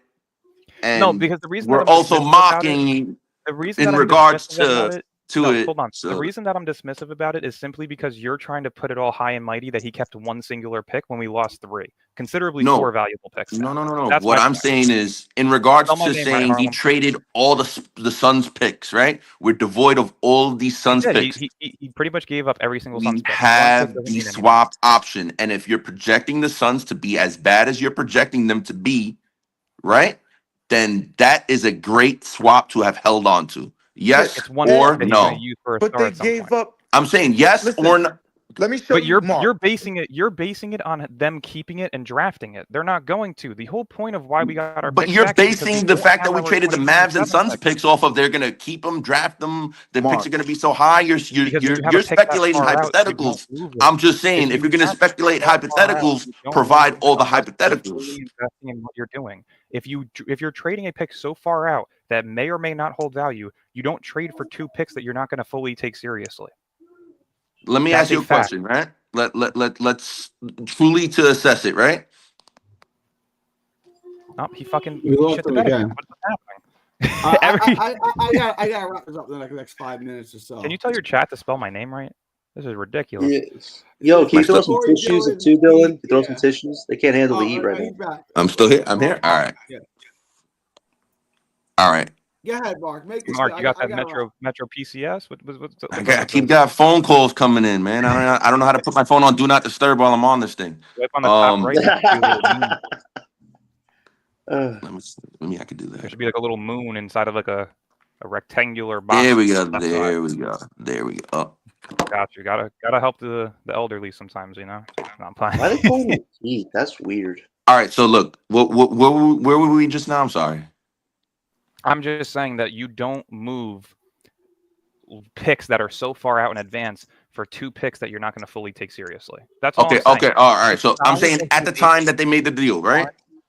At the time that he made the deal, you could have realistically moved Mikal Bridges and 1 or 2 of those Suns picks by keeping half of those Suns picks to get your 2 picks back. That was on the table. They didn't want to trade Mikal to Houston. But listen to what I'm saying, right? They moved Mikal. We're all happy with the Knicks haul that we got in return, right? Yep. Because not only does it give us all their draft capital, it also kind of eliminates them as an option when a star does. We're not going to have a New York bidding war like we did with Melo or the Kevin Durant, Kyrie, right? Until they package up. That's what you think until they package up Mikal and Karl Anthony Towns. And it ties up their books, so they don't really have cap flexibility in terms of free agency. That's all. That's what I'm saying. There's a lot of benefits to the trade other than just simply the draft capital that we got in return for Bridges, right? In a sense, yes, but again, coming to terms with the fact that the reason why he went to the Knicks is simply because it was an offer that he supposedly couldn't refuse. He refused to negotiate with Houston, similar to how he refused to negotiate with San Antonio for Cam Johnson. If he does not get the price he has set in his mind or something better, he does not negotiate. And this is why you can't have him as a GM. So now look, the swaps, the picks that we got back versus the picks that we gave, right? Go over it. At the time, the Mavs 29 pick, they had just come off the finals. They have Luka Doncic, a franchise cornerstone. Who could have foreseen last June that Luka Doncic is going to be a Laker, Kyrie Irving's going to have a torn ACL, and the Mavs are just completely in disarray, scrambling right now, calling for Nico Harrison's head. Nobody's saying anything about it. It doesn't matter. It's an asset. Okay, so now you want to. So let's talk on. Hold on. It's the simple fact that you don't move picks that are so far out in advance, knowing how the NBA works. You don't move. But they replenish those same picks with the Knicks picks. You got back seriously. But the Knicks are in a better position than the Suns. It doesn't make sense to move the Suns picks. But we have no idea where the Suns and the Knicks are going to be in 2029. Yes, we do. The Suns are going to maybe not have Devin Booker. And if you're projecting that they're going to be that bad. Mark, you've been following me long enough. You've been following me long enough. You've known my stance on the Suns. Are not going to be good anytime soon. What was that? What was that, Gary? I don't know where the Knicks are going to be in 2029. Okay, that's forever away. The Suns are in hell. Unless the Suns, we knew that. Draft the next Joker in the second round. How are they not going to suck in a couple of years? There's no way to help for that. Mark, you've been following me long enough, though. You know what my stance on the Suns picks and how valuable I said those picks were. And I mean, we all agree that we saw Phoenix eventually imploding. We didn't foresee it to happen as soon as it did. I said it was going to happen as soon as this upcoming offseason. I said that a year and a half ago when we got there. I was saying that Kevin Durant was getting moved this coming summer because he's not going to play on a 1-year deal. And if they're not winning, and if it's not Western Conference Finals, it's Kevin Durant is out of there. I've been saying, point, though, is knowing how I had no problem if it was going to be the 2025 Suns pick and the 2029 Suns and Mavs picks. You could have given up those 3 picks with Mikal Bridges to get our 2025, 2026, and our rights to our 2027 back. But listen, I would have been more than happy. Well, listen to what I'm saying. So look at where the Suns pick in 25 is right now. Where they slotted at. It is currently at 11. 11 or it's at 11th now? Jesus. Okay. That's what I'm saying. Like, this is horrible. I'm saying Jesus, like, damn, the Suns season really just imploded. Like, they just I think you guys are missing like a part of this that's the most important for you to understand why Sean Marks is an incompetent. If you now if you now going into this draft, a draft that you did have a pick in, it doesn't matter. It's not fair to judge it on, hindsight. Fine. I always thought they were an injury away from being a lottery team. So I always felt 11th and somewhere therein was where the Suns was going to go. But fine, you make the trade. Now, once you make this trade, whatever you draft in that draft, you pay 2 first-round picks for. You didn't pay 1. Just because they're your draft picks doesn't mean you didn't pay 2 first-rounders for it. Unprotected 2. So now you pick Jeremiah Fears. Guess what? You paid 2 first-round picks for Jeremiah Fears. Essentially, though, Pod, you got to look at it like this. If you're just doing this draft alone, we traded the Suns pick and the Rockets pick, right? Yeah. We traded the Rockets and the Suns pick for the Nets pick this year. Would you do that? Would you trade a late first round pick and the 11th pick slotted in the lottery for the 5th pick slotted in the lottery? Are you guys doing that deal? Yes. Absolutely Sorry, not. can you repeat that? Can you repeat that? Would you trade the Rockets pick this year, which is slotted at 24, where in that range, and the Suns pick, which is slotted at 11th in the lottery, for the Nets pick, which is slotted at 5th in the lottery? Are you trading those 2 picks? You got to do it for by the Nets player. If But it's you're next saying year, You're if asking it's we next as year, Nets you're fans would asking move up me to would I 5 to trade 2 They picks would. for? And you asked me next year if I would trade 2 picks for Nate Ahmet, who's probably going to go 4 or 5. I might trade 2 picks for Nate Ahmet. But I'm not the doing Nets, it for VJ Edgecombe or for for come on now, Fears I'm or not doing any that. of those kids. They're good. I could see them. I could project them as all-stars. What But I'm if saying you're is, trading 2 first-round picks, you can't go below getting. You have to give yourself every single probability to get a top 3 pick. Not and a listen to first, not the number 1 overall. It's not like John Wall or bust. You have 3 shots at it. 3 guys who project as perennial all-star players and potential all-NBA players. That's the type of talent we're talking about. And if you pick outside of the 3, could you potentially luck up and find that player? Maybe. But the point is there's 3 blue chippers right there. Your job was to ensure that you pick one of those, I or wouldn't you even say ensure to squander pick 2 one. Just you picks. can't ensure something that's so unsure. I agree agree with with Mark on that. Mark on this. Even if you have the worst Just to record in the ensure the NBA, fact that you have the best possibility of it. You have a 58% chance to, in most likely. No, you guys do this math. Listen, your boy Pod, I hold 3 certifications in data analytics. Pod, I will let you respond, but let me land the plane. If you have the worst record in the NBA, statistically, you are not going to draft in the top 3. You have a 58% chance of not drafting anywhere in the top 3. The NBA, no matter what you guys say, the data is the data. The NBA does not reward losing. Go ahead, Pod. Okay. This is the common mistake that people make. If you pull up Tankathon, right? I'm doing it now. Go ahead. Right? You have Tankathon, and it tells you by the pick and what the odds are. If you look, the odds consistently get lower as you go down to the bottom at a similar rate.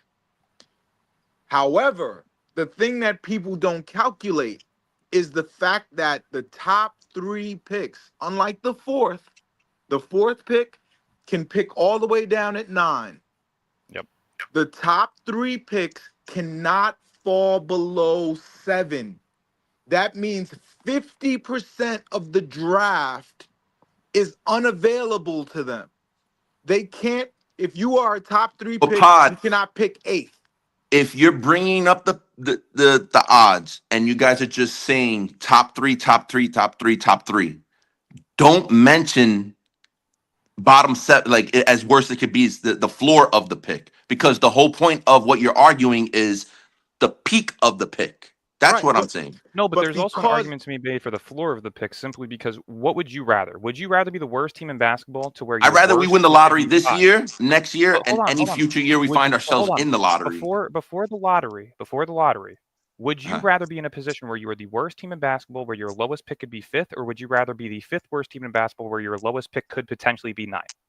What would you rather? Before draft lottery night even gives you an answer, just based off of those numbers, I'd what would you rather? prefer the best odds. Yes. Thank you. But Okay, so that's what we're but saying. no, That's but that's looking at it from a numbers point, from here. not from That's not our from only a argument. not from a whole body of work. 82 games. The games matter. The development matters. The chemistry matters. Coaching staff, Well, there's no player chemistry development, and player there's no health, chemistry everything. There's many There's no factors chemistry that go being made into. when you have Because if half the that's the roster that's case, not going to be back. because if that's the case, last year, trade Clowney, trade Whitehead, trade Claxton, trade Johnson, trade everybody, trade their mother, trade everything to have the work. But it's counterproductive to what you're trying to build to by just simply burning it all down and saying, I want the best odds. What does it? We do want best odds. That's What been did the whole all argument those the whole time. Schroeder That's what a wins do lottery for is, you? Mark. What did it do for the future of your team? Odds are statistically, none of the teams with the bottom 3 records in the NBA are going to draft number 1. That's statistically the case, right? 14, 14, and 14 is 42. So that means there's a 58% chance none of the teams in the top 3 are going to draft at number 1. So if you're counting on Cooper Flag saving your franchise, the bottom. But that's 3 the thing. teams For have me less than a personally, 50% I've never been the person that said, "Oh, it's Cooper Flag or bust." Like some Tanking people. works when I tanking never works. talk about Cooper Flag. I Yeah, talk about I the just said top 3. the top 3 players. That's what makes this year and next year different and worth tanking for. Pod, Look, you know that look, the last in regards to regardless the of how you top feel 3 about- picks. Go ahead. I'm sorry, Mark. In regards to the top 3 picks, since they've changed the lottery system, half of those top 3 picks were picked from teams outside of the top 3 in the lottery. And if you want to move it back a touch, Sure. top 4, it's the same numbers. Half of the time, it's the team in the top 4, they get it. Half of the time, it's teams from outside the top 4. There's no recipe where we could cook like a mad scientist and say, all right, well, it's guaranteed set in stone that we're going to be able to get this pick Mark, in the top 3. Mark, do you think you know the team building more than the 13 Then the I'll people say- that I'll say are 10 paid to do it? teams. No, absolutely 10 not. teams that are tanking right now, that are killing themselves to make sure that they lose in But, order to get Pod, access to these players. Pod, there's a it is reason it why is they're not just doing. because- There's a reason why they're doing it though. Why? Certain scenarios. Philly, if they don't get like the difference between them being 5th in the lottery and 6th in the lottery is a big difference between them They not have getting a the pick 200 and getting the pick. They have a Dallas, $200 or $300 million payroll. They Yep. shouldn't be tanking, but they it is shouldn't the be, but only way to save it's themselves. because of circumstances that they find themselves where they are. It's not by design. It's not by design. They didn't Not by go into the design. season They're not saying, supposed you to be know in this what? position to tank. They're actually doing their due diligence to get below us. That's No, the but thing. Philly it's paramount for Philly. Seriously. They lose the pick entirely if they don't include Philly's their either odds. draft in the For top us, we 6 have the or they least don't amount draft. of talent. The Nets have the least amount of talent. There's no Maxey on the Nets. As far as top There's 5, no top McClain or 3, McCain or whatever his name on the Nets. we're sitting at 4th. I mean 5th. We're sitting at 5th, and the odds don't get better from 3rd. You're arguing the pick ceiling, right? That's what the tanking talk has been all about, right? Getting a top 3 pick, generational talent. That's what we're talking about here, no? Mark, you talk about not by Danny design. Ainge. Utah's Did you been see- doing everything by design this year. Danny Ainge, the draft merchant. Laurie Marcus had more rest days than he's played this year because they want to get a top pick. Yes, they came in with They a plan. went into the And then season, look what with the plan to smartest tank because they Look had. how the smartest But teams John, are built. But do you not Utah you can't is a tell me whole Fred lot Van different Vliet. than Brooklyn. Utah You is the guys do smallest of the understand markets. that if But we they're think doing we it more weren't- strategically, is what I'm Let telling me, you. John, I'll let you go. You guys just yes or no. You guys do understand that if we went 0-82, we would have an unlikely chance of drafting in the top 3. You guys understand that, correct? It's No, we would have Yes. a definite chance. No, you We have would a have a 58% definite chance that we don't You draft have a after 6 5. Okay. That's See, the it floor goes of the from pick 3 is to more 5 important to to me. You're than the If ceiling. we you're went you're 0 and arguing 82, floor when if the we the went topic 0 and is 82, we are most Listen, likely it is probably But what not me and Pod have finishing in been the top saying the 3. whole You time guys is that have the to floor is understand that. important The as well. NBA does not reward tanking. I the don't know. floor is important when discussing the floor, not when we're talking top 3. If the argument is we need top 3 talent, the argument is that we want to be put in the best position possible to draft within the top 3. But that is also meaning that Right. we want the best possible chance of not drafting lower than what our pick is supposed to be, or The or at highest an probability. from excessively 5 low. to 3, you're splitting hairs, and that's just how it is. At Because 3, the lowest you can draft is 3, 7. whoever's At 3 5, right the now lowest could you end can up with the draft is 7th pick, and That's they're a looking huge like, difference. damn. Let me- That's what I'm saying. Truthfully, Mark, You guys Mark, are trying the to win third, the the lottery to person pay your who's bills. Like, third. this isn't The, smart, guys. hold on a second. tanking works when The- tanking Mark, works, Mark, the person, and when it doesn't, Mark, the GM is typically can the fired. person who's 5th, can the team that's 5th pick 10th? Can the team Yes. that's 5th pick 10th? Yes. Yes. Yes. Yeah. Okay. Can the team that's 3rd pick 10th? Pick 7th. Can it pick 10th? Not 10th. No, not 10th. Can it They could pick pick. 8th? They could pick 7th, They right? could pick 7th. Wait, is it 7th And they or have- 9th? Yeah, they can't pick 10th. Either way, so they can't It's a that big means difference in terms of talent. that is the calculations that y'all making. You're Is it making though, on Dylan? you're How making do you it know the on. player at 7 is going to be better than the player at 10? You make Okay, the so- same so guy that you I'm- want. So that's I'm- what. That's I'm another thing I glad- wanted to get I'm into glad you too. brought it up. Hold on, wait, Mark. I'm glad you brought it up, talented. Gary, because the difference between 7 and 9 is drafting your guy, potentially Trey Johnson, or drafting Concanapple at 9.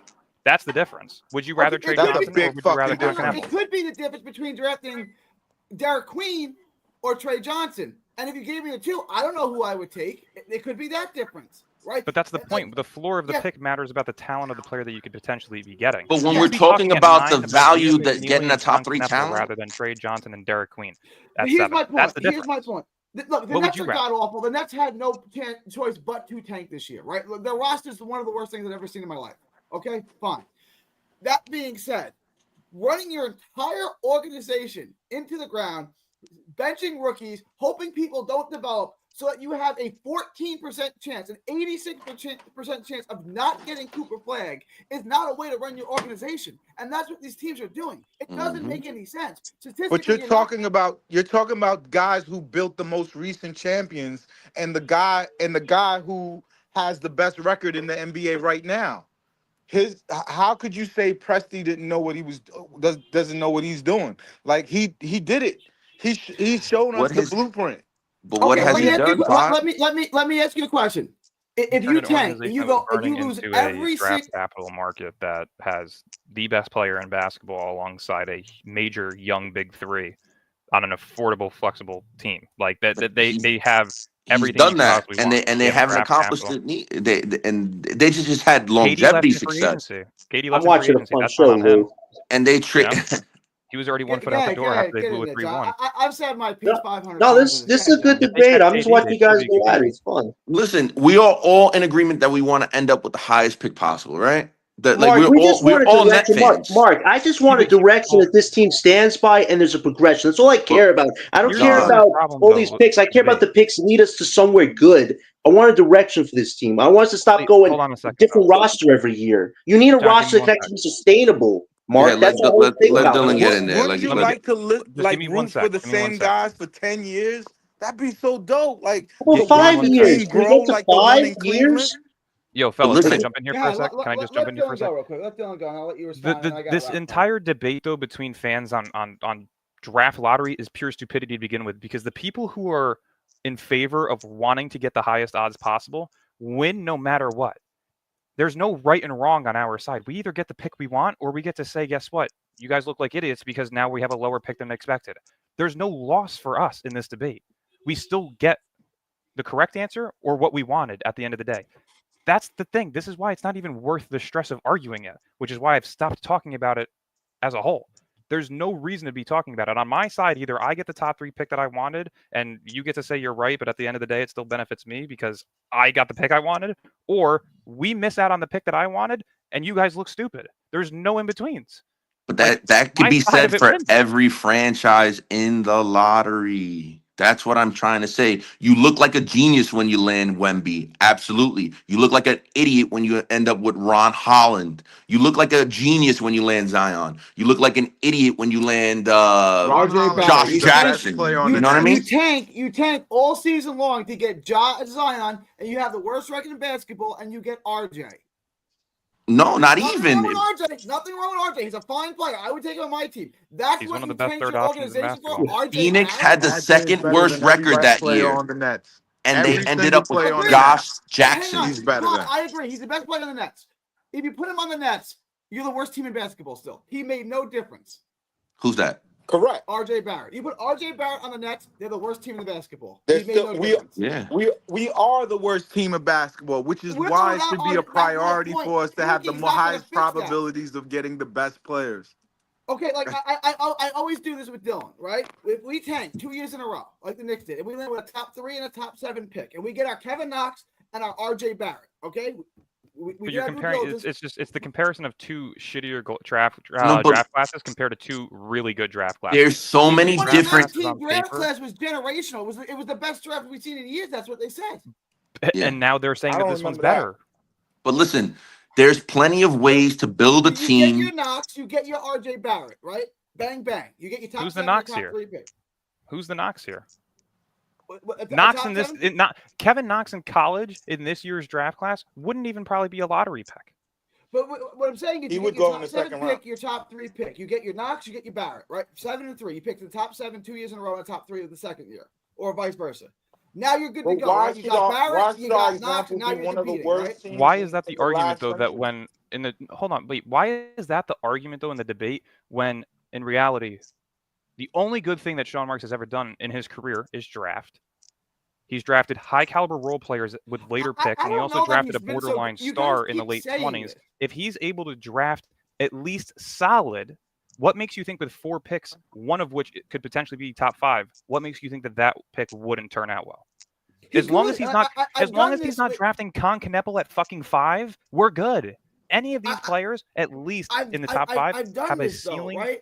of a third option at worst. That's their You guys floor. think that we're going to get Cooper Flag, who's 18 years old, and then we're going to be good. No, we're not. Like I did this with Nobody with wants Tracy to be good McGrady. next year. I- Nobody wants to I be good don't next year. I don't care think we're going to be good How next good year. do you think Cooper Flag is? Cooper Well- Flag is not half the player Tracy McGrady is. Okay, But Hold none on a of us second. are So making that nobody's claim, nobody's though. nobody's Let me saying land the plane. nobody's Let me saying land that the we're plane. going to be good next year. Nobody's saying that we're going to be good next year with Cooper Let me Flag. land the plane. Tracy McGrady is one of the best players you ever saw with your own eyes, right? Healthy Tracy McGrady is one of the best players you ever saw. Prior with to your own eyes, injuries, okay? yes. Yeah. And okay. Tracy said, and Hang Tracy on, said Paul, that let me his first year he couldn't crack the rotation. His second year he was a back end of the rotation guy. The third year he was a 6-man. Now he's gone. Now he's in Orlando. Now he's a superstar. So it took 3 years for him to get there, and that is a player who's drastically better than anyone in this draft. Right? It doesn't work the way you guys think it works. no, right? but Just because- you're using you're using a system that the NBA doesn't have anymore. Now he would have been a restricted free agent. They would have kept him another year. NBA now you have control of your rookies for Right, 8 so- years at least. Right. If so you would have want had to, him for, yes. you would have had him for the extra year. You would have had him for the 4th year. Okay, agreed. You were still terrible for 3 years. He didn't contribute to winning really for the first 2 years. Like I'm sorry, 4 years in the NBA is a lifetime. Look where we were 4 years ago. 4 years ago is an eternity. 4 years ago, Phoenix was So a hot young so what's team. the 4 other years is way? To eternity. become the Phoenix Suns? To become the Philadelphia 76ers? We already He- became No, the but Phoenix the Suns by Miami trading Heat- all our draft let's be the capital for Charlotte nothing. Hornets. Let's be the Washington Wizards. Let's do that. No. Why can't we be No, if we're the Hornets or the Wizards, Why can't we're we not be the fans Rockets? Why anymore. can't we be the Celtics? Why can't we be the Thunder? Why can't we be teams that draft Because properly? the Who's to Celtics- say we're Like not? half the league Who's to does. say we're not? I thought you guys said Sean Marks can draft. And they have Brad Stevens. And the Oklahoma City Thunder have Sam. The Presti. Celtics We landed have on our Sean Marks. picks. You have to deal with what you have to deal with reality. If we had Sam Reality Presti, is or you we had Brad draft, Stevens, you have your own picks. The right, real, we have our own hold picks. on, Right, hold and on. then when This you get this your Kevin argument Knox though. and you get your RJ Barrett, now you're good to go. See, but this is my exact point. Your argument continues to go back to, oh, but if you draft Cooper Flag this year, you're still not gonna. He's not gonna impact winning immediately. We don't want him to impact winning immediately. you want to We be the want Charlotte our Hornets. 2 You want him to picks suck. to You be want top Cam 5, Thomas to and then get we no want to better. go after You a want Noah star with the Clowney to get remaining no draft better. capital to build You a want big none of these 3. guys to That is ever how get you want to good. do it. The Rockets want did these it. guys The to- Celtics are doing it. The Thunder are doing it. The It's not Celtics fucking didn't hard to do. tank. The Celtics stole The our Celtics- picks. Tanking versus having another team's picks who suck is the same exact thing. No, it is It is not. the It's same No, it thing. is not. No, it's It is not. random. No, it's not. the same Yes, it thing. is. It's Building not. a team Both that of the goes picks to landed the in the top conference three. championship and then drafting Oh, Jason this is Tatum fun. is The not Celtics me were right not now. tanking. Tell me right now. Tell me right now. trading away The every Celtics good landed Celtics player were Doesn't not and Tatum tanking. have every to player tank? The to three. try to lose. It's not This- even close to the same. That- This you is the guys don't same. get it. It is. They use This is the same exact thing. If you let me Go ahead, speak. Pod. Go ahead. Hold on. Let Pod have the Hold floor. on. Go ahead. Wait, let me just finish the point though, real quick. If you draft at number 1 as a team who had a horrible team's pick, and you were good, you're still getting the young player, correct? It is the same exact thing. I got The around in Celtics- 2 minutes. Wait, the answer my Celtics- question again. The Celtics landed the first overall pick and traded back to 3, got Tatum. Them getting Yes. Tatum is the same exact thing as another team getting Tatum. Not maybe the immediate impact on winning because he's not getting drafted to a contender, but simply you're still getting the young piece that's going to be the player of the future for your team. Tatum's the number Correct. 1 option on Boston now, correct? Yes. Okay, he would have been the number 1 option in Brooklyn if they had the pick, correct? They would have Yeah. drafted And still Fultz. would be. They would have drafted Okay, Fultz. so the You point know is damn that well it- they would- and that's so the why I point said is they're that smart is and getting the stupid. pick They by would have drafted tanking, Fultz. getting the pick by tanking versus getting the pick by doing smart trades in advance by getting future draft capital is the same fucking thing because it's still Nope, setting you and up for I'll- winning. No. Apples It and is. bowling balls. Apples It and is. bowling balls. Tatum is Okay, still so there here's why 7 it's years not- later. here's why it's Exact not the same thing. How Here's why did it's you not- get the okay, player? Here's why it's not the same thing. It okay? doesn't Here's matter why- if it's your You got the draft. player in the It's not top the 3. same It's the thing. same thing. Here's why it's not the same thing. Because you're putting him on a good team. Jason Tatum is now going to a team that's prepared to win. Putting him on a team that you've demoralized, you've got rid of every good player, you've benched your players, you've tried to stop their development to try to get a better pick is not the same thing as putting in a guy in position. So I'm win. glad that you It's said not that. even Look at the close to same Thunder. They thing. traded for SGA and got a bunch of picks from another team, correct? What did they do? They drafted in the top 5 and they successfully built their organization. Same They exact have Sam fucking way that we're Presti, doing We it. have Sean Marks. That's like And they saying drafted I have excuse- Killian that Hayes. excuse is You dead have though. It's LeBron one James. draft. not a That's the Sean same Marks thing. doesn't develop the player. Sean Marks doesn't develop the player. Who is it that you wanted him Coach to He builds develop? the roster. Who is it that you I'm not wanted sure him to He does not develop? develop the player. So Who if you do- who draft in is the it top that you 3, the want him coaching to staff de- that we You currently don't have want, develop we're the player. saying you the don't want the mechanism. players to develop. You want the players to be asked so that we can draft again in the top. No, No, I we want don't the want young the players players to to develop, develop. and I want the old players Okay, out. so It's not hard. If Cam Thomas and Noah Clowney and Nick Claxton all become all-stars, guess who's not drafting in the top 5 next year? None And of those guess what? players have a chance And at that to be point, then you all-stars. already solidified having young future stars. There's a huge difference in that. If these guys suck and we suck, I want somebody better than them. And how do you get that? By drafting with the pick that you have. That's not hard. If these guys over succeed and become stars and accelerate our rebuild and next year's pick isn't as good, then who gives a shit? You have the players. I think I hear what Dylan's trying to say. He's trying to say develop the talent no matter where you find the talent and just continue to roll with it. Right? No, is that draft kind of talent. youth? Draft Because it. eventually you're Or going build to some strike gold. sustainability. That'd be a nice way to go about things. and that's what this Just a off roster every season year. Look is at Oklahoma really City. all They've about. drafted Let's use every Portland. single Let's- player let's- almost on their roster. Portland's a modern example. Portland no longer sucks. I actually think they're pretty good. Okay, and they've developed all their own, and they were bad for a while. Houston, Where they were Houston is the 2 key months ago example was to us. crazy. Yeah. Houston is the key example to us. It is the same exact thing that we're doing. Yeah, but Houston has had 4 years to do what they've been doing. And Rome wasn't built in a day. And guess what? Not The the Celtics are guys still that's going to there. rule the Why East do for you the wanna next act 3 like years. that? Why, Because the Lakers because don't do this, the who are Celtics you going don't to do put on this. this team? Who are you going to put on this team to compete with Boston? Please tell me. Nobody. I didn't Nobody say is The going only- past Boston. Nobody's Build saying the that, right though, Dylan. pieces and We build are all in Okay. agreement that we are not one player away. We all know that. Okay, We are so then devoid if of that's talent. the point, take your time. Why are you And that's- rushing, spending money, and No. wasting picks when you're not going to win anything? But we're It not makes no spending sense. money. We're not taking on future money. We clear cap space. You know what I was watching last night? Who I are was you watching signing- Jonathan who are you signing Kuminga this come. offseason to make a difference? What was that? Who are you signing this offseason to make a difference without trading? Like I was saying, without what I was saying is I was watching Jonathan Kuminga last night. He looks very good. He's RJ He Barrett. has Here's my potential. point, though. You know what I mean? Houston overpaid for Dylan Brooks and Fred VanVleet, and everyone said those are bad contracts. Now you're saying we should do what they did. So you think we should spend big money This on is true. marginal free agents who everyone else looks at as being overpaid. That's what you want. You want to do the Houston Rockets model. So you want to give the bag to guys like Van. So rather than spending the free money that you have that's usable that doesn't hurt you, you're going to want to trade 5 first-round picks and 2 swaps for Giannis at the age of 31. That's what you want to do. No. Nobody's saying to accelerate and go for the biggest star. Nobody's saying to do that. I'm with you in that regard. I don't want to do that. I don't want to go to the biggest star. Okay, so who's next? Who do you get next? Brandon Ingram got traded and extended. De'Aaron Fox got traded and extended. Zion 100 times. I want to trade for Zion. Okay, so we want a fat fuck in a market where it's better food and well, New Orleans got more strip clubs. We want to put him there, who can't stay healthy, but that's just because we want a star and we don't want a chance at drafting in the top 5. That's why. That's our reason. Let me rebut that. So New York and New Orleans are 1-1A for food. New York does have more strip clubs, but New Orleans has grimier strip clubs. So it's really, what do you like, right? He's grimy with food, so I expect him to be grimy with women as well. No, I've said it before. I want to bring Zion. He's in his prime. He's 25. I think you can get him relatively cheap. I want to bring Zion. So we spend 3 first-round picks, Nick Claxton, and what do? We get him for 40 games a season, and we make the 9th seed, and we win 1 game in the play and lose the 2nd, and we're still in the lottery without our pick? Not even that. I think trading for Zion will get you guys either get you one of 2 things: closer to a championship, or get you what you guys have been going crazy for, which is Sean Marks fired, no longer at the helm. Because that's a move that either. As much as I would love to see Sean Marks fired yesterday, there's only one guy that likes him. Unfortunately for us, it's the only guy that matters, Joe Tsai. No one else. But if he was to trade for Zion and it goes catastrophic the way that we could see it, the way that traded for Ben Simmons went catastrophic, the way that traded for James Harden went catastrophic, the same way that everything he does goes catastrophic. Listen, there's numerous ways to build a team, whether you win the lottery or not. I was thinking about it the other day. The Blazers, they ended up with the 4th pick in the lottery. You know what they did? They traded up 2 spots, drafted LaMarcus Aldridge, traded back into the lottery, drafted Brandon Roy. They had their 2 pillars and built towards that, and lucked into Greg Oden the following year because they weren't projected. They weren't tanking. They were like 6th or 7th, I believe, in the lottery the following year, and they ended up winning the whole.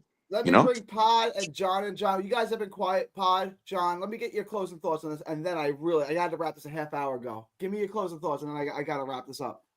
My closing thoughts are I'm about to have lunch because it was such an amazing, deep-rooted discussion that it made me very hungry. So, what do you eat for lunch? Potatoes, burger and fries, homemade. Can't go wrong. Can't go wrong. Got some onions, some melted mozzarella. Mozzarella is my favorite cheese to put on a burger. I hate yellow cheese. But yeah, that's my food monologue for today. But yeah, great discussion, guys. Listen, this summer, I keep saying it's going to be the most important summer in Brooklyn Nets history. There's a lot of things we have to iron out. As long as this team can figure out how to start creating some sustainability and a structure, that's what we need before we start talking about who's going to be leading this team to a championship. Once those 2 factors are figured out, this team's going to be in a much better direction than it is right now. Let's hope they figure this crap out because time is waiting for nobody. Good show, guys. Lou, I love you. His name is Dylan. It says Dylan, not Pete. Pete's another guy that comes on. That was just started by some haters who don't like this name. Pod, listen. Let me get your closing thoughts. I'm here. Pod. Go ahead. I want to hear your closing thoughts. Look, fellas, we all want the same thing. We want a team that's great, that represents us, and nobody here wants to be a loser, and nobody here is a loser, right? But it's all about probabilities. If I make a choice in my job that had an 80% probability of succeeding, then my employers can't be mad. If they ask me why did I make the decision that I made, it's because it had an 80% probability of succeeding. Sometimes the 20%, shows itself, but you have to do what makes it the most probable that your team acquires talent. Without it, we will continue to be one of these teams that you can't see on national TV. Nobody cares about, always in trade rumors being used by players to get other places. You want a great team that you could root for 10 years. there's somebody like that in the next 2 drafts. We have to do everything we can. Be patient and do everything we can so that we could create this platform of talent that we can add stars and players to. That's all. I just want my freak out daily is that I just want them to use these 5 picks. He's already traded one of the picks. I don't know how he lost the pick in the Schroeder trade. He lost the pick in the Schroeder trade. We got 3 back in the other direction, though. But yeah. Fine. We've got these 5 picks. I just want him to amass talent. We can't keep having players that don't dunk in the 2 years that they were. As much as we talk about Cam Thomas, he hasn't had a double-double in his career. Until now.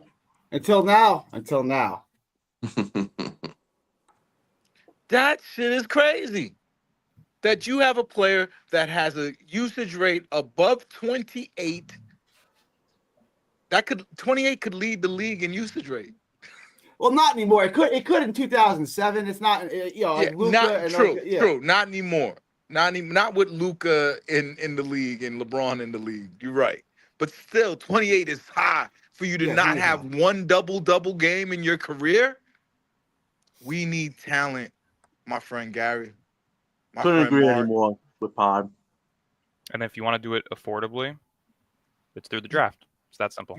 You got to draft. And if you get it wrong, you got to keep drafting because you need a foundation of players. 2 of their 3 best players.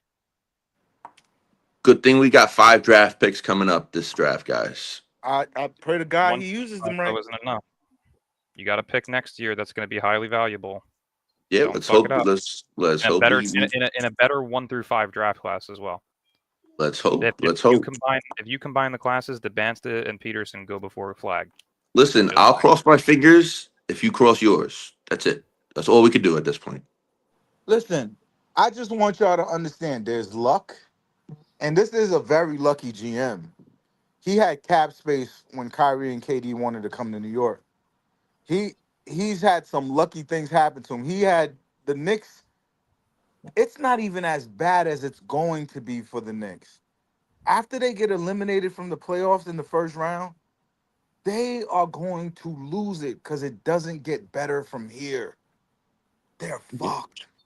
So we could just be patient, let this time run out, get these players, and I'm telling you, we'll be fine. We'll be fine. That's the way you build it. You start right there. Build with logic, not luck. That's what you're saying. Mark, you've been called the Ben Simmons of podcasting. I just want to let you know that. That's wild. All right, guys. Damn. Is it because I'm not here every time? Is that what he's trying to say? I don't show up?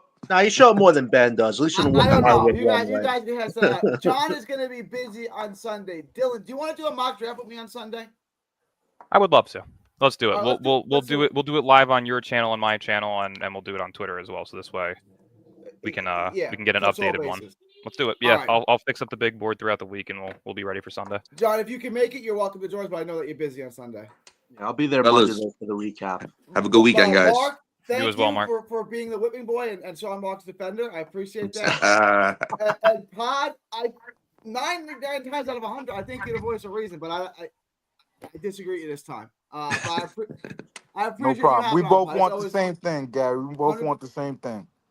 100%, Pod. I appreciate you hopping on. Hop on it whenever you can. Will do. I appreciate you. Later, Pod. All right, y'all. It's March 14th, 2025. This has been something from Texas to the world.